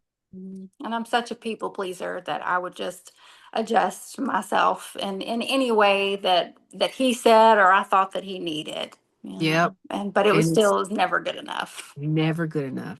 Yeah, You can do it exactly how they told you last week to do it, but this week that ain't right. it's different. Yes. And I don't know if I can talk about this or not, but Yep. You can talk it's about it. at some point, a few years in, I did not know how to handle the emotional pain that was going Mhm. on. And I know this now because I've been in therapy, but I started with some self-harm habits. Like those Wow. weekends, he would just say these horrific things, just telling me I'm a disappointment, I didn't deserve to live, and he wanted to leave me. And so I found a way to cope with it. Like turning it into physical pain helped me cope with it. And I thought, I'm 38, 39 years old, and I'm sitting here doing this stuff in private. And I did that for a couple years, just tried to hide it on my Oh body. my gosh. Because you don't like you I'm going to say this, I've never done that or experienced it, but help us understand, right? My comprehension of it is because you have this emotional pain, Mhm. you don't know how to communicate, or even if you did, you didn't have anybody to communicate, or you felt like you didn't have anybody to communicate with because Yes. he's already successfully got you to not communicate with a lot of people. So Yes. what you look like going to them now? Right. I felt so isolated, and the things that he would say and do just hurt so much, and I could not make sense of it. So for me, that was a way to just turn it into something different, a different kind of pain that made more sense to Wow. me. And I did eventually share with him because my thoughts were getting more extreme. I said, Mm-hmm. well, maybe I don't deserve to live. Maybe I shouldn't be here. I'm such a disappointment. I've ruined my marriage and I'm a terrible mother. He would tell me that too. Um, so I told him and I said, look, I need you to stop doing this on weekends because this is what I'm doing in response to that. And he seemingly understood and said that he would stop and stop drinking and stop saying these horrific things. And then not even like 24 hours later, he was mocking me. And he was like, why don't you go cut yourself a little bit deeper next time so you'll bleed out and die? Yeah. But that it put things into perspective, I think. And I thought, I have to stop doing this for my daughter. Something has to change.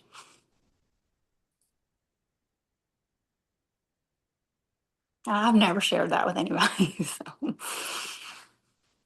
Them, their goal, here's what it is. Their goal is to try to find a way to hurt you so that it equals the amount of pain that they have within. Mm, that makes sense. Because in all honesty, how we treat other people isn't a reflection of the other people. It's a reflection of our character, Mhm. who we are at the core. Mhm. Because you have people out there who can be really ugly and really mean, and then you have people, let's for instance, there are people who clean hotels. Some people do it because they have to do it. Some Mhm. people actually love their job. Mhm. And you'll have people who will go into a hotel and trash the hotel because they know somebody will clean it up. And then you'll have somebody go clean it up with the biggest smile on their face, no complaining. Even see that person walk out and greet them as if they left them $100 tip. Yeah. Yeah. I clean and leave a tip. Like, Right. Yes. Like that's how, because they're doing this all day, every day for other people. Mhm. Like they deserve a break, right? Right. That's your character. That's who you are at the core. But what I see is because all of these people who choose to be abusive, because it's a choice, it's Mhm. not a reaction. It's all premeditated, honestly. Mhm. It's because they don't know how to cope. And instead of they're already doing the self-harm that they're comfortable with because their pride and their ego is too big to really truly self-harm. Mhm. So you got the drinking, you got the smoking, you got the drugs where they're not necessarily doing it to overdose or like drink themselves dead, Mhm. but they're doing that to help numb whatever they got going on. But because it's so big, if I can make you experience it in any way I can, you're going to experience it. Right. And I feel like I'm such a positive, happy person, overall. And I did not understand what was happening to me Right. for the longest time. Like, how did I become this person? How But do it we get was here? slow and methodical, and he knew exactly what he was doing. Exactly what he was doing. Mhm. And I wanted to sit in this moment with you. One, thank you for sharing. Two, because someone needed to hear that and get a different perspective of why they're doing, like, because you knew why you were doing it. Yeah. You needed pain that made sense. Mhm. Some people, I imagine, do it because there's the pain inside and they've got to release it some kind of way and they don't know any other way to release it. Like they're Right. not ready to give up on life, but there's some kind of Something hurts so bad. You cannot make sense of it. and it's almost like, if I have a balloon full of air, I can put, or a tire, I can just put this little nail in there. It's not going to explode, but it's going to release Mhm. just enough for this pain to not be as tight. Right. And it's a distraction. It takes you out of that emotional pain. It does. Yeah. But fortunately, I was able to stop doing that, and get help. And So, I'm so glad you did. yeah, there are So better glad you ways to did. cope with things than doing that. But And let's be real, like when they've got you isolated, it's really hard to they know exactly what they're doing. And Mhm. they know that the pain that they plan on inflicting on you, and then they leave you to figure out how to manage it.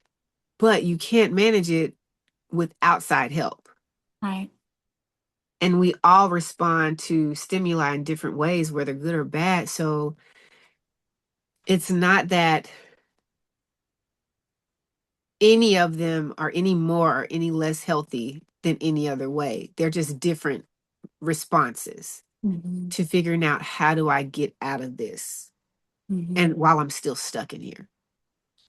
So to anyone who is in that state, in that phase, one, Jessica is a beautiful example that it doesn't have to end there.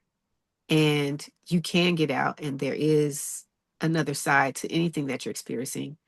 But two, like outlets, even if it's writing, even if it's voice recording, like something. And I know that when you're in an abusive relationship and you're being controlled, you still have to hide. I can say, join the Facebook group and post anonymously. If they're anything like the person I was dealing with, they're in your phone, they're in your social media accounts, they're looking at all this other stuff. So just be careful, but seek alternative outlets. Heck, ask GPT now. Hey, I am emotionally overstimulated and I'm in a narcissistic abusive relationship right now. The only way that I can cope emotionally with what's going on is I'm doing self-harm. Please give me some alternative solutions to this while I'm stuck and it doesn't involve therapy, that I can try.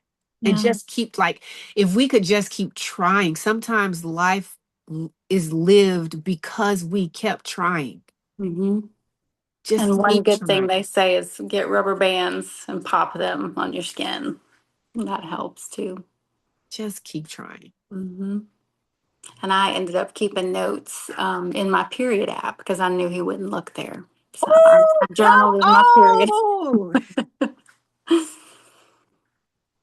This is why we have these conversations. That's good. Yeah. That is good, because, oh my gosh, that's good.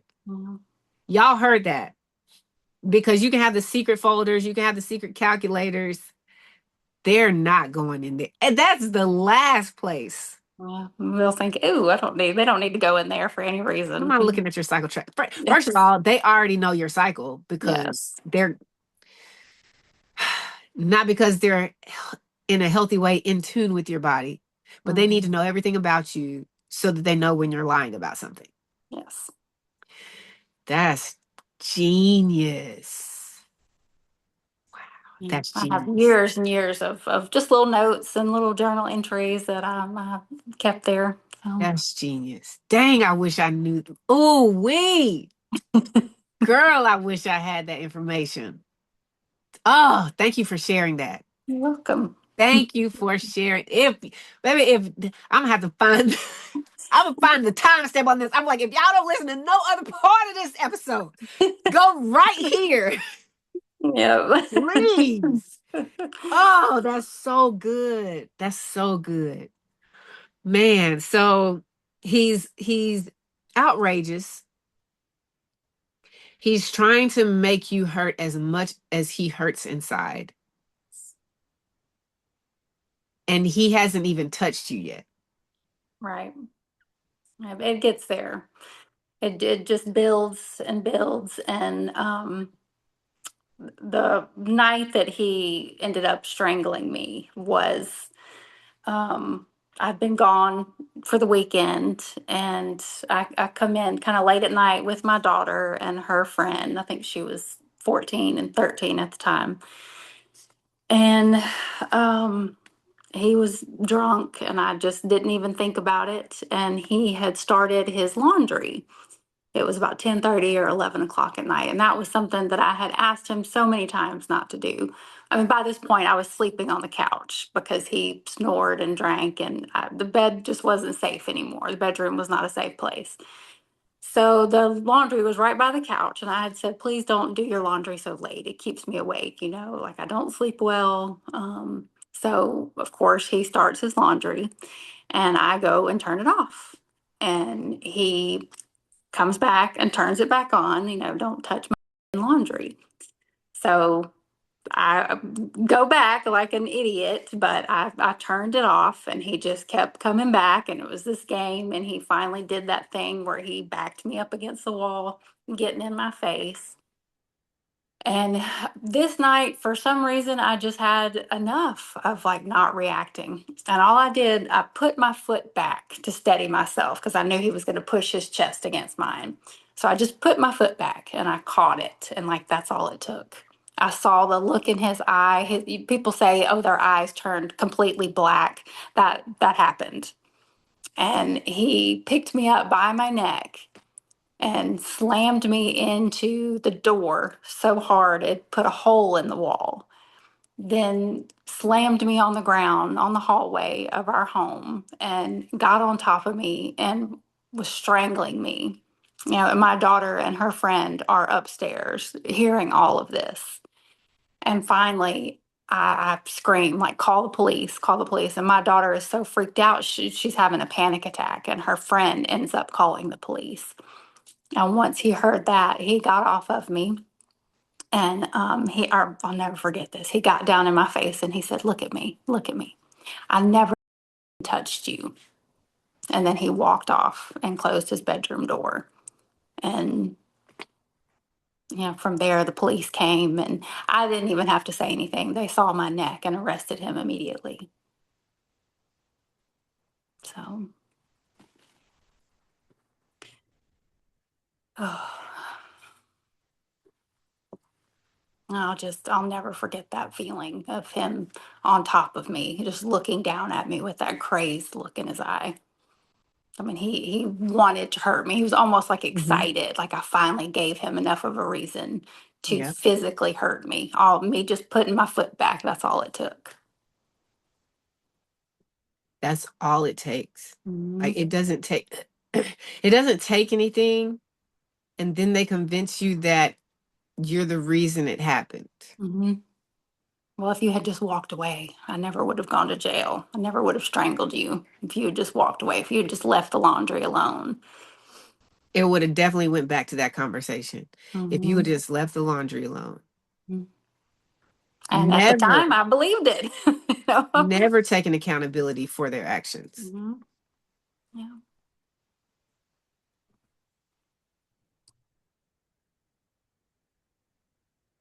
So the police have come, they arrest him, they take him away. Do they come and ask you, are you going to press? Like, I mean, clearly they see it. Do they give you the option to press charges, or do they automatically do what they're going to do? No, they didn't give me an option, and I didn't even tell them. I was so like in a state of shock. I felt like guilty on Hmm. some level. But once he saw my neck, they took him to jail, and I had to write a statement. And they said, "Well, he'll have an automatic no contact order. He won't be able to contact you or come home." But of course, 30 minutes later, he's calling me from the jail, crying and apologizing. And his mom is calling me, well, I think you guys can work this out. He's really No, wait, nope. the mom. Yeah, he had to move in with her. Slow down. Yeah. First of all, because I thought you only get one phone call. How the heck she find out about this? Well, I guess this was like the next day, like 12 hours later, after she found out he was in jail. No, I think He they let calls him you. call who, yeah, he called me, which is crazy to me. They let him call me. Well, I guess they don't necessarily know, right? Because they get access to the phone. They don't have to say who they're calling, right? Maybe. It seems like that would be a common thing. Like, hey, don't call the woman you just strangled. Like, and let's make sure that he doesn't call the woman he just strangled. Then his mom calls you Mm-hmm. Oh, after she she texts finds out me. Yeah. that her son is in jail Mm-hmm. Yeah. and She says, doesn't. I think y'all can work this out. Yeah. He's really sorry. I know things just got out of hand. I think y'all can work this out. Did she even ask you what happened? No. Nope, not. I didn't ask if I was okay or what happened. Didn't ask the story. Nothing. But he had to move in with her, and I did not talk to him for a month, probably. Um, How but of long was he in course, jail? I think 2 days, about 48 hours, because it was a weekend. So, Hold he, up, hold up, hold up, hold up, hold up. They arrest him because strangulation is attempted murder. mhm. Oh, they didn't charge him with strangulation though. But What did this they charge him with? domestic violence, third degree. And I still have yet to write them. I would like to write them and say, hey, you know what? Why was he only charged with domestic violence? Like the report's got his hand marks all over my neck. And so I don't get it. I guess it's a Southern good old boy thing. But They charged him with domestic violence, third degree. So after 2 days for the weekend, so I'm guessing his mom posted bail mhm, yes, and he didn't have to go back to jail. Like that was it. that's it. Time served, 2 days. Yeah. I mean, we had court and all that dragged out over the next 6 months. But yeah, that was all the time that he served. And my friends were saying the same thing, like, oh, that's strangulation. That's an automatic, felony jail That's a time. felony. Yeah. But he did not get charged with that, which is so confusing. I was about to give Huntsville PD credit for Mhm. saying, I see evidence clear. Bump what your words say in this moment. I see it. We hauling home, we off to jail. Yeah. Yeah. And I felt confident at that time, but then when he called me, and then other police officers, the detective called me, said, well, I really think he regrets what happened. I You think you should forgive him. I'm you not even lying. just, You're lying. You're I'm lying to not my face, lying. Jessica. You lying to me. Why you come on this show lying to my face like this? No, no, Yep. no. I refuse to believe this. Yeah. Oh, and he took the alcohol abuse class, the anger management Oh class, my gosh, please, with the anger all the management things. classes. So, yeah, of course, I eventually caved and talked to him, and I felt like, okay, this is what he needed. This is his rock bottom, right? This is what he needed to get back to the man that I love. And he's promising to do all these things. Just help me get these charges dropped. I need to get these charges dropped. Like, it'll be best for our family if I get these charges dropped. And I kept telling him, I want to stay out of this. You need to handle the consequences of your actions on your own without my help. But he kept on and finally convinced me to talk to the judge. Let me just pause you right there and make this very clear. This right here, this whole moment is exactly why no contact is so important. Mhm. It's exactly why you have to fight the urge because the person that you fell in love with does not exist. Yes. That person never existed. Hmm. It was a let me serve you this. And once the plate is clean, it's not coming back. Oh, but in that moment, you just think You you think want him that, to comfort you. Yeah. yes. And so, and I learned this from my own, like I didn't know when I left, I didn't know anything about no contact and all this other stuff. I didn't know about stuff. I just naturally cut it off. Mhm. And the longer I went, I think it was only like 3 months because again, stupid me, well, not stupid us, but just stupid decisions. Mm. I want you to your son's third birthday and blah blah blah blah. Not that he showed up or anything, but I did open up lines of communication and we would talk through a counselor. Like, why am I still in marriage? Why are we still doing marriage counseling? All First right. of all, when I clearly see I don't need to be coming back. But anyways, so Hmm. it was very minimal communication. It wasn't as much, but I can see how they have to stay in contact with you because that's the only way that they can control the puppet.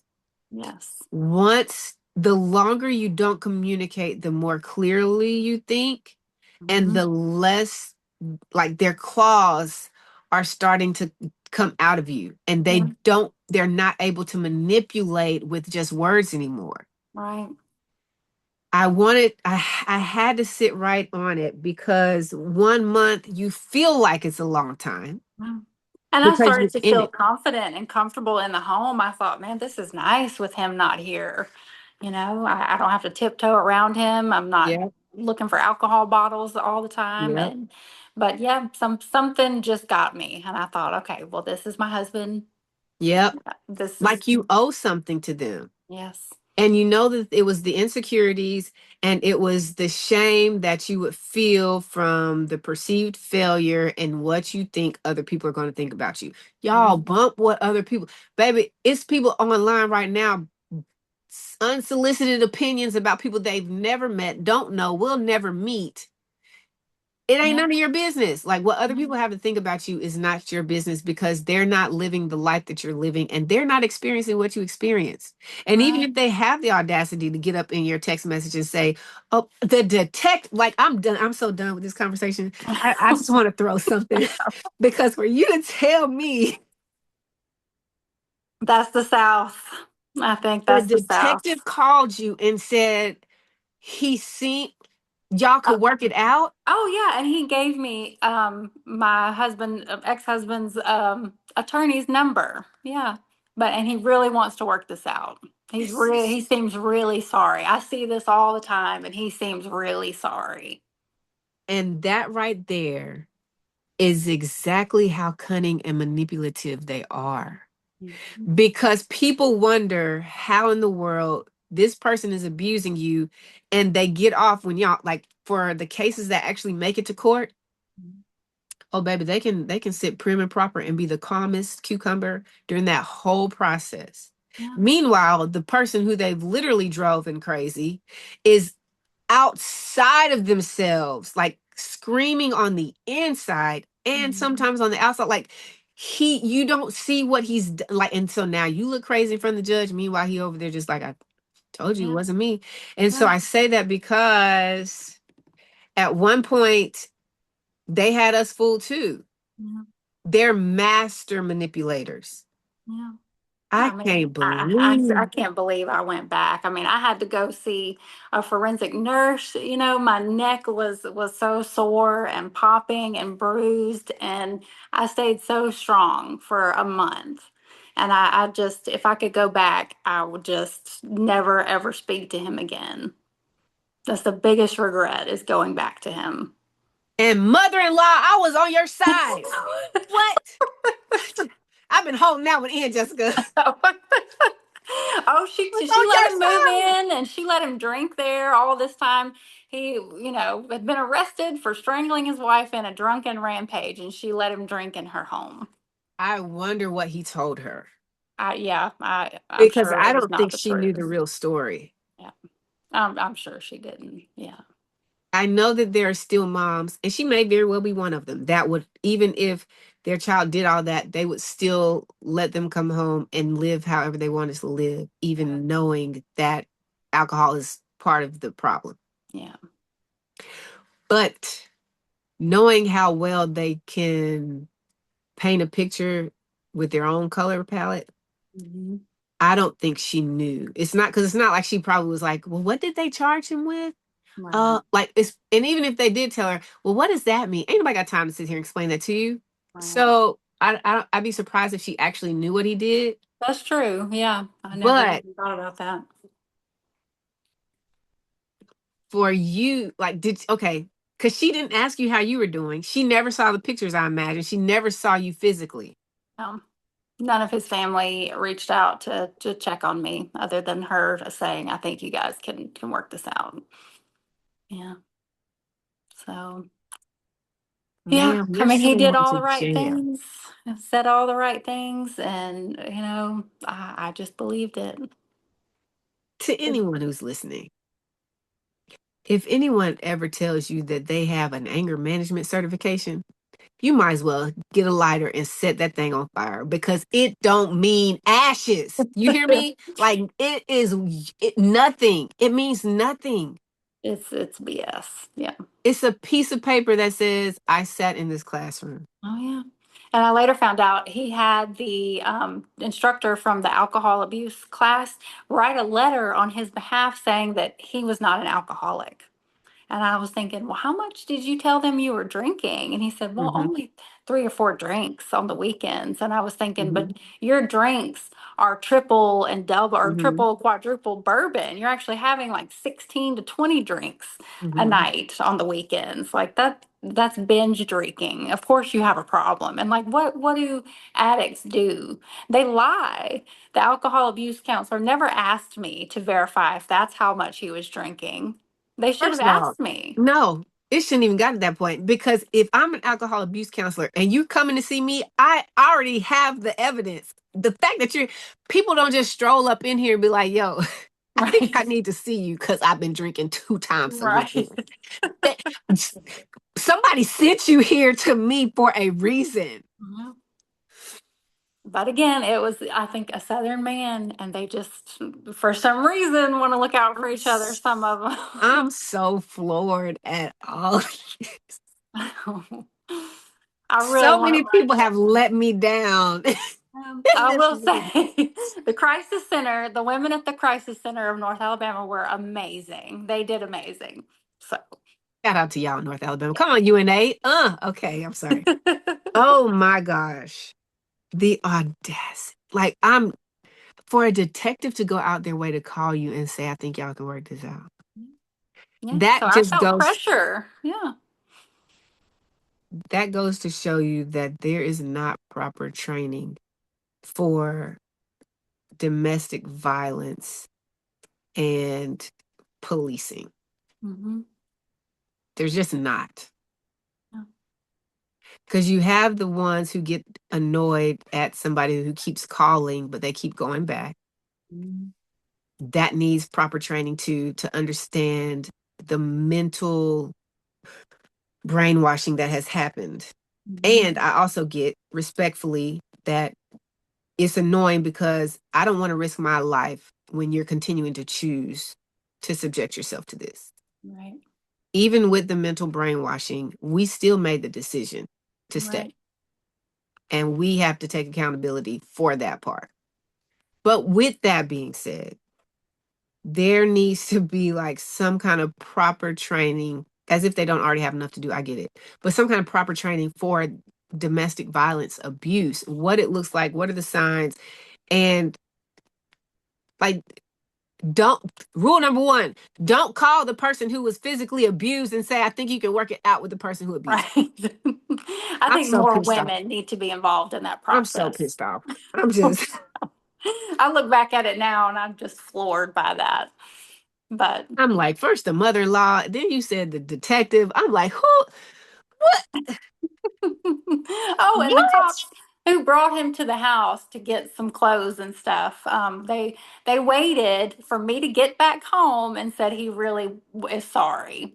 So it's like 4 or 5 officers and detectives Why are telling you me that he is telling so me this? sorry. Hmm. I don't care. Yeah, No, you should be sorry for charging him and holding him for 2 days. yeah. That's cool. I think he just did such an amazing job of convincing people that he was sorry. But if they would have charged him correctly in the first place, it wouldn't have been enough. It wouldn't have been enough convincing that you could do to unless he gets to you Right. and then you drop the charge. That's the only convincing. Yeah. But if I'm charging, like that's automatic attempted murder. Yes. And my friend, I didn't know anything about it at the time. And I didn't even really think about it until Me later. Like either. they should have charged him with Yep. strangulation. That's what he Yep. did. That's exactly And what he did. of course, he minimized it and said, well, I just choked you out for a minute. But the women at the crisis center said it's not choking. Choking Mhm. is when something is lodged in your throat. Strangulation is when someone puts their hands around your neck or, a rope or whatever and cut off your breathing on purpose. So, yeah.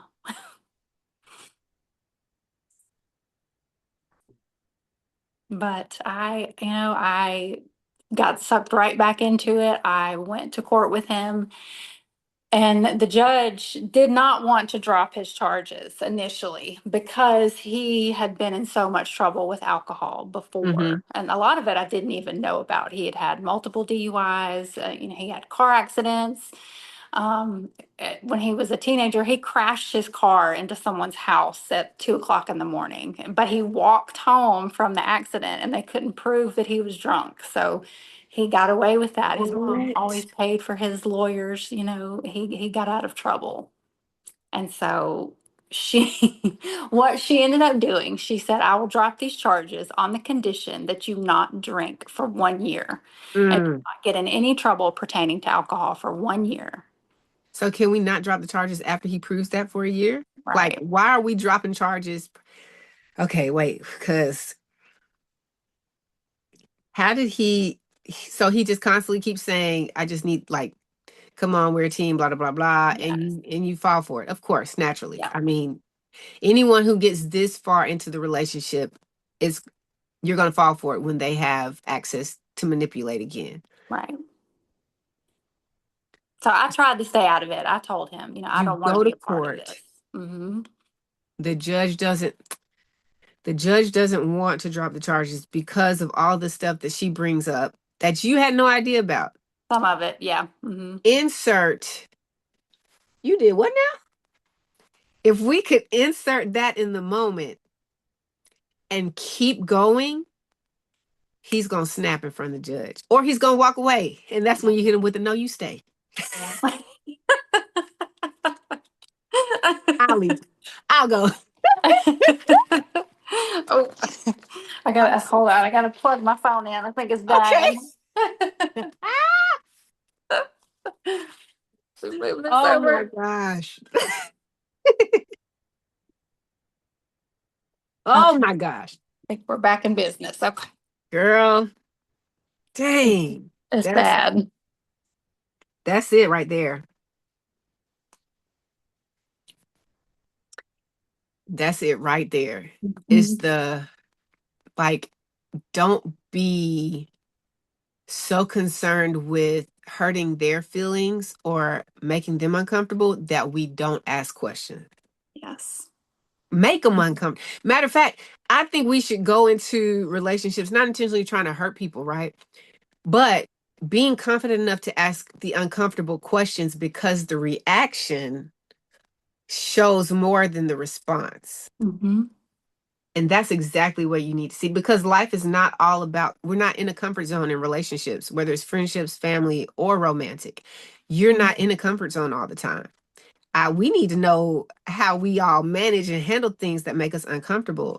And if Yeah, you can't handle and manage something that makes me uncomfortable or makes you uncomfortable, I know good and well you can't manage and handle something that upsets you that's right. and Yeah. angers you. Don't be afraid to ask the Don't questions. be afraid to ask the questions. Because now, what now? She said, what? You did what? Hmm. And you ain't, was this with the ex-girlfriend? Hmm. Oh, so this is why she said she ain't like you drinking. Okay, Yep. I'm just trying to keep up. Could have saved myself quite a few years. I'm just trying to keep up, boo. I'm just trying to keep up. No judgment. No judgment. But you stay. I'll go. Ah, come on now. Golly. So he does it a month in. So you were sitting with yourself and these thoughts after his mom, after the detective, after the police officer that escorted him to the house, waited for you to get home. You're sitting with these thoughts because you don't have communication with him for a month.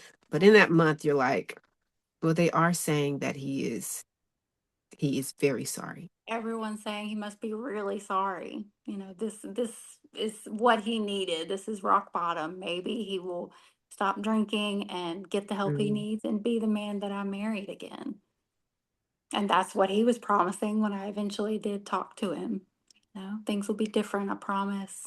Why did you talk to him?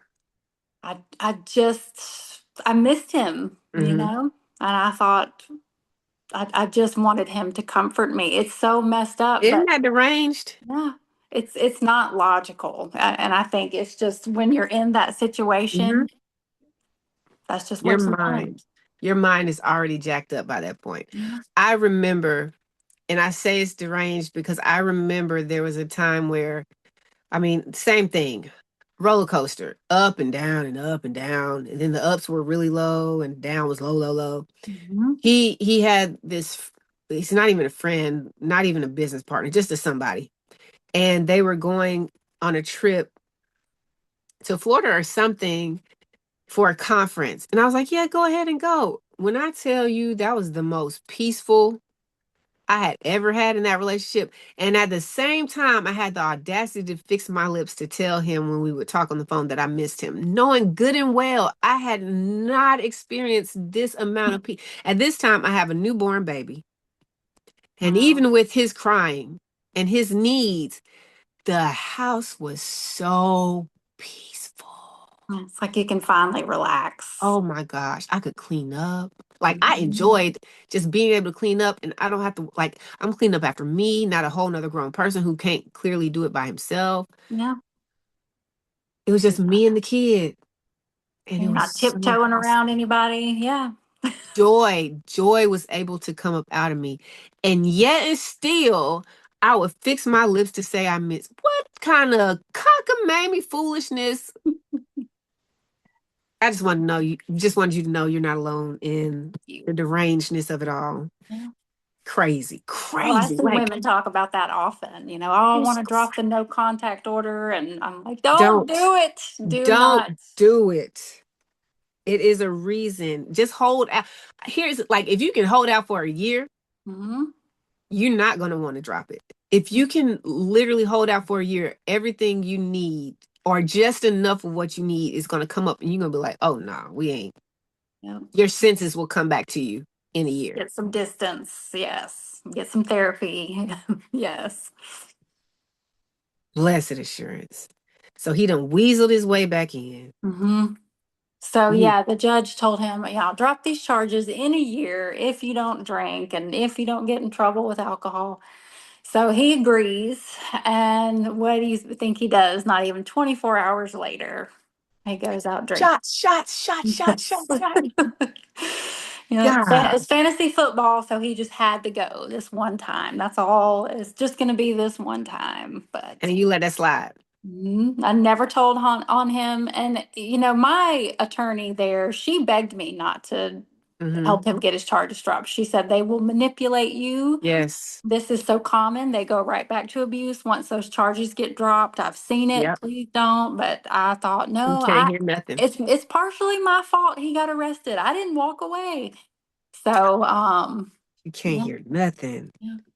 But yeah, he went right back to it within, a couple months. It was back to regular drinking. At first, it was, I'll just drink on work trips. I won't drink at home. And then he would bring beer and then wine. It's just wine. And then Oh my gosh, after, listen. It's then I just found the beer. bourbon. Always about the bourbon. So how long after he moves back in, he's he starts drinking again a couple of months in, right? Like regularly drinking as he Regularly was. drinking. Yeah, he didn't even make it 24 hours after that promise to the judge, but it was back to every weekend within a few months. And the first time I said something about it, he actually moved out and moved back in with his mother for another month to kind of punish me. He said, well, you just can't let this go. You're bringing this up. It was the first time I brought it up. So, Insert. No, you stay. yeah. I'll go. With my exit this way. Yes. Okay. Yeah. Saying they're so good is sickening and is comical because you just can't let that go. You just can't let that go. No, no, because you put your hand on my neck and you Right. cut off all circulation to my brain. Yeah. And you're still drinking, which is what you said caused you to do it. So you're still drinking alcohol. You're not really taking responsibility. You're not doing what you told the judge you would do. But I'm not allowed to bring it up because that's holding on to the past. How we gonna move forward and you keep holding on to the past? Right. Right. No, sir. How we gonna move forward and you still drinking? Right. And first of all, you still holding on to the past because why are you drinking? Let's Right. let's just have a kumbaya moment. Yeah. Let's just figure this all out. Why are we drinking? Like, what is it? God, your past is ruining our present. But I'm going to convince you that it's not my past ruining our present. It's you who can't let go of what I've done to you. Right. Oh, he would tell me he drank so much because of me. I made him miserable. Yep. It's all Yep. my own. Nobody else Yep. cares that I drink this much. All the excuses. And I think, it took another year, but he said something to me that just it sent chills down my spine. And I knew in that moment that I had to get away. I was leaving for the weekend to go see some girlfriends, and he, of course, started a fight with me like he Mm-hmm. always did anytime I was going to see friends. But I said, please don't drink this weekend. Like my daughter was going to be around and have Mm-hmm. friends around, and he said, "Well, I'll drink if I want to drink. It's my house." And I said, "But when you drink, you get physically abusive. Like what happened? You went to jail. That's what happens when you drink." And he said, I mean, he was sober at this point, and he Mm-hmm. looked right at me and said, "I didn't strangle you because I was drunk. I strangled you to teach you a lesson." And I thought, like in that moment, like that's it, this is it. He's going to kill me, first of all, and he's never going to stop drinking. I have to get out. I have to get out. Before that conversation, had he gotten physical with you since that incident? Since him He going to jail? he did back me into corners. He Still started that intimidation. again. Yep. Yep. He started and just would kind of walk past me and bump my shoulder. It was like Yes. it was slowly getting there. Yeah. Like it ain't enough space in the house for both of us to pass. Yep. Yep. So I knew it was coming, especially when he said that and he was sober. And I thought, oh man, Yep. like he really tricked me. So did you go on the trip and then come back and Mhm. get everything and go? I started to, yep. And it was not long after that, but yeah, I was finally able to get away from him. How did that how did that transpire? You went on the trip, you don't tell him that you're planning on leaving. You come back. Do you let your daughter know? Like, what is the plan? Walk us through your plan after you knew in that moment, oh, this is it. What were I the next steps? I think he kind of sensed something was going on, and I told him like I can't keep doing this if you're going to keep drinking. And he again, kind of said, "Well, everything's going to be fine. Just relax, just relax. I'll stop drinking. Things will be fine." So I thought, okay, but I was slowly like getting my ducks in a row. And then one morning, like and by this point I stopped sleeping with him. I flinched when he touched me. Like we Mm-hmm. really were not intimate in any way. I just didn't feel safe, and it had been probably 9 months or whatever. And he comes out into the living room one morning and he sits down and he goes, I think I want a divorce. And I was like, okay, okay. And then weeks go by and he doesn't file for divorce. So I just did it.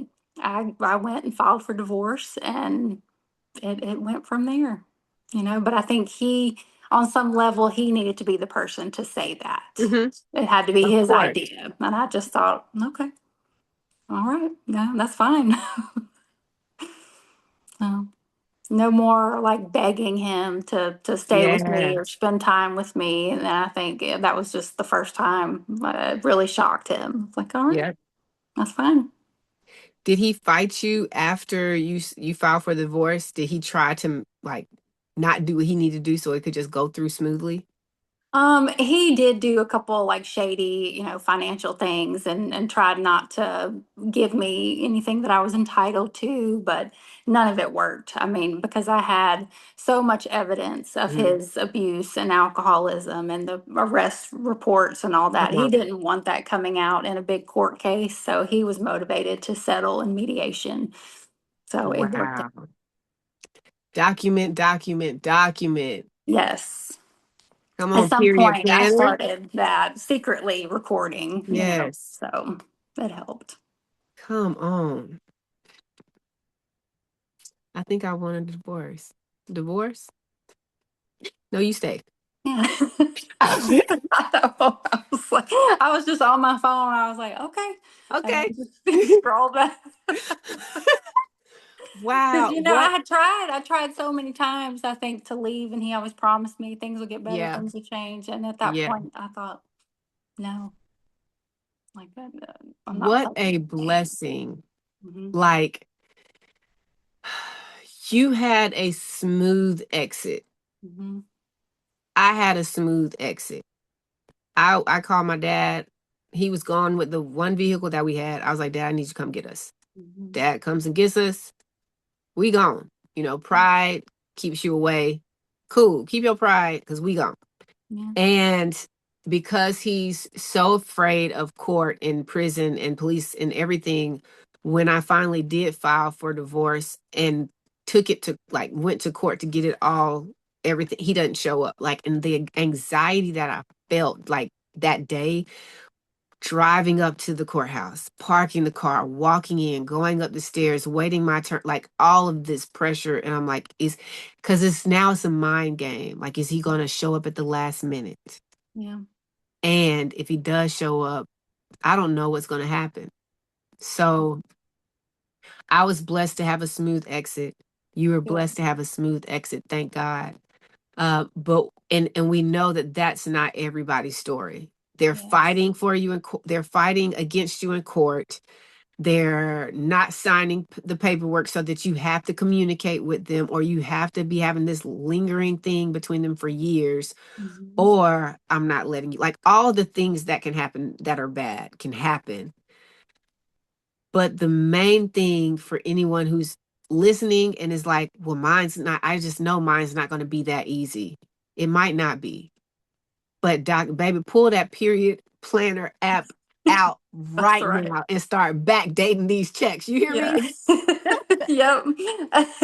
Oh my gosh, like backdate the heck out of it, because and you, I mean, even if you're just doing months, Yeah. like this happened in like, if you don't get anything from this, start planning your escape safely. Yeah. Like, and start,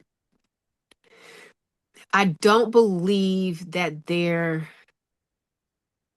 I can't say this for sure, but I don't think that there's anyone who is completely cut off from being able to communicate with anyone. Right. Even if you like, even if they're not your friend, it's your old college professor that you still have their number. Like, text somebody, Yes. hey, and Professor so and so, I know you haven't heard from me in a while. I'm in an abusive relationship. I'm not asking you to do anything, but I will be sending you random text messages. Please keep Yes. this because I have to delete it on my end. Like, Mhm. get your ducks in a row some kind of way in secret. I had somebody, they had kids, so she would slowly put stuff in the bag and just like hide it. Mhm. And you can't hide stuff in the car a lot of times if y'all share like, there's a lot of things you can't do, but there's a Yeah. lot of things you can do. Yeah. Secretly record. You just put your phone down and record whatever Yes. they're doing, whatever they're saying, and then, like you And said, send send it. it to someone. Yeah. Send it and get it off your device. Mm-hmm. Because when they find out, let me, before we go, that's crazy because I wish I would, like, so much documentation I wish I would have done, but I didn't, right?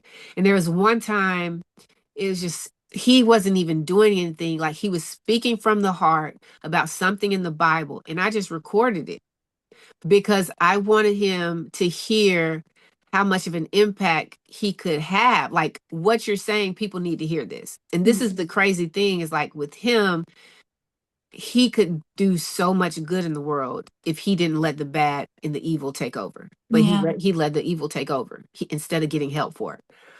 And I remember he got so angry because I didn't tell him I was recording. What else Mhm. have you recorded? I'm like, I just wanted you to, because I record you on the camera a lot. You make me record you for your videos you got to post. Yeah.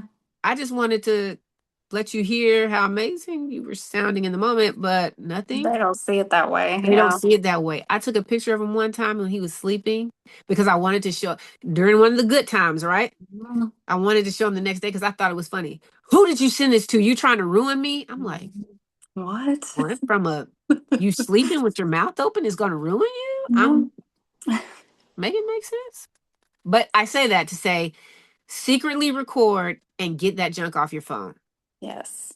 And get access to your phone records, your bank records, any records you can. Start getting access to them. Yep. Yep. Because when I tell you, the first thing he did was get his name on all my bank accounts. Mm-hmm. Yeah. And then you need both people to take somebody off a bank account. Like, oh, it was well played out. Yeah. Well played out. So, yes, record, document, send that junk, delete, and get access to whatever you can get access to. And there's so many online banking institutions now that you can use to put funds in there. Like, just even if you, I mean, I don't know, but there's some way that you can start a secret account, you know? Mm-hmm. If you aren't able to go anywhere by yourself, then you got to do it online. But you Mm-hmm. can do it. Yeah. There's so many ways to hide money and make Yep, money. And yeah, it's possible. you can do And it. you're not stuck. I thought I was stuck for so long, but I wasn't. And you're not. It was just in my head. I was just scared. That's the thing, like the fear. It's crazy how much fear they instill in you that you won't even try to make a move. Like you just know beyond a shadow of doubt they're gonna find it. Mm-hmm. They're gonna find it. And so there's ways out. There are ways out. You just gotta try. Like, don't stop trying. Yeah. And just be careful. Like, be safe. They're not at the house all the time. They might have access to your phone records though. So, like, be wise and be safe as you're doing this. But if all else fails, there's the period app. Okay. That's right. Two things you need to take from today's conversation. Period app. And you stay. I'll I'll go. go. Oh my gosh, Jessica. This was so Wow. healing. Thank you. Oh, I'm so glad you did this. I'm so glad you did this. I hope that it really did take something off so that you can breathe a little better, a little deeper, and just feel a little freer. Absolutely. Yes. Man, I just want to thank you for your courage, like, to be transparent. I've learned after experiencing, like, I see why people don't share their stories Mm-hmm. because we're so quick to judge and throw stones and rocks and be like, why you wait this long to say anything? And it's like, you don't know what I've been through. And Right. then the courage that it takes to actually step up and say it, which is why this platform is here. Because I mean, I don't know who's going to come across these, right? Mm-hmm. But it is one safe space to express and to purge and to heal and to become in community with one another. Like, this is proof that we are not alone in this fight. We were never alone, but it felt like it because who did you know experienced physical abuse before you? Yeah. I can't I think of didn't. I anybody. didn't know anybody, Yeah. But now to I my see how knowledge. common it is. Yeah. It's It's so it's common. it's crazy, and it's so close. Like, we a couple of miles away from each other. Yeah. It's so close and it's so far. Yeah. But sis, I appreciate you so much. I appreciate you. Thank I'm you.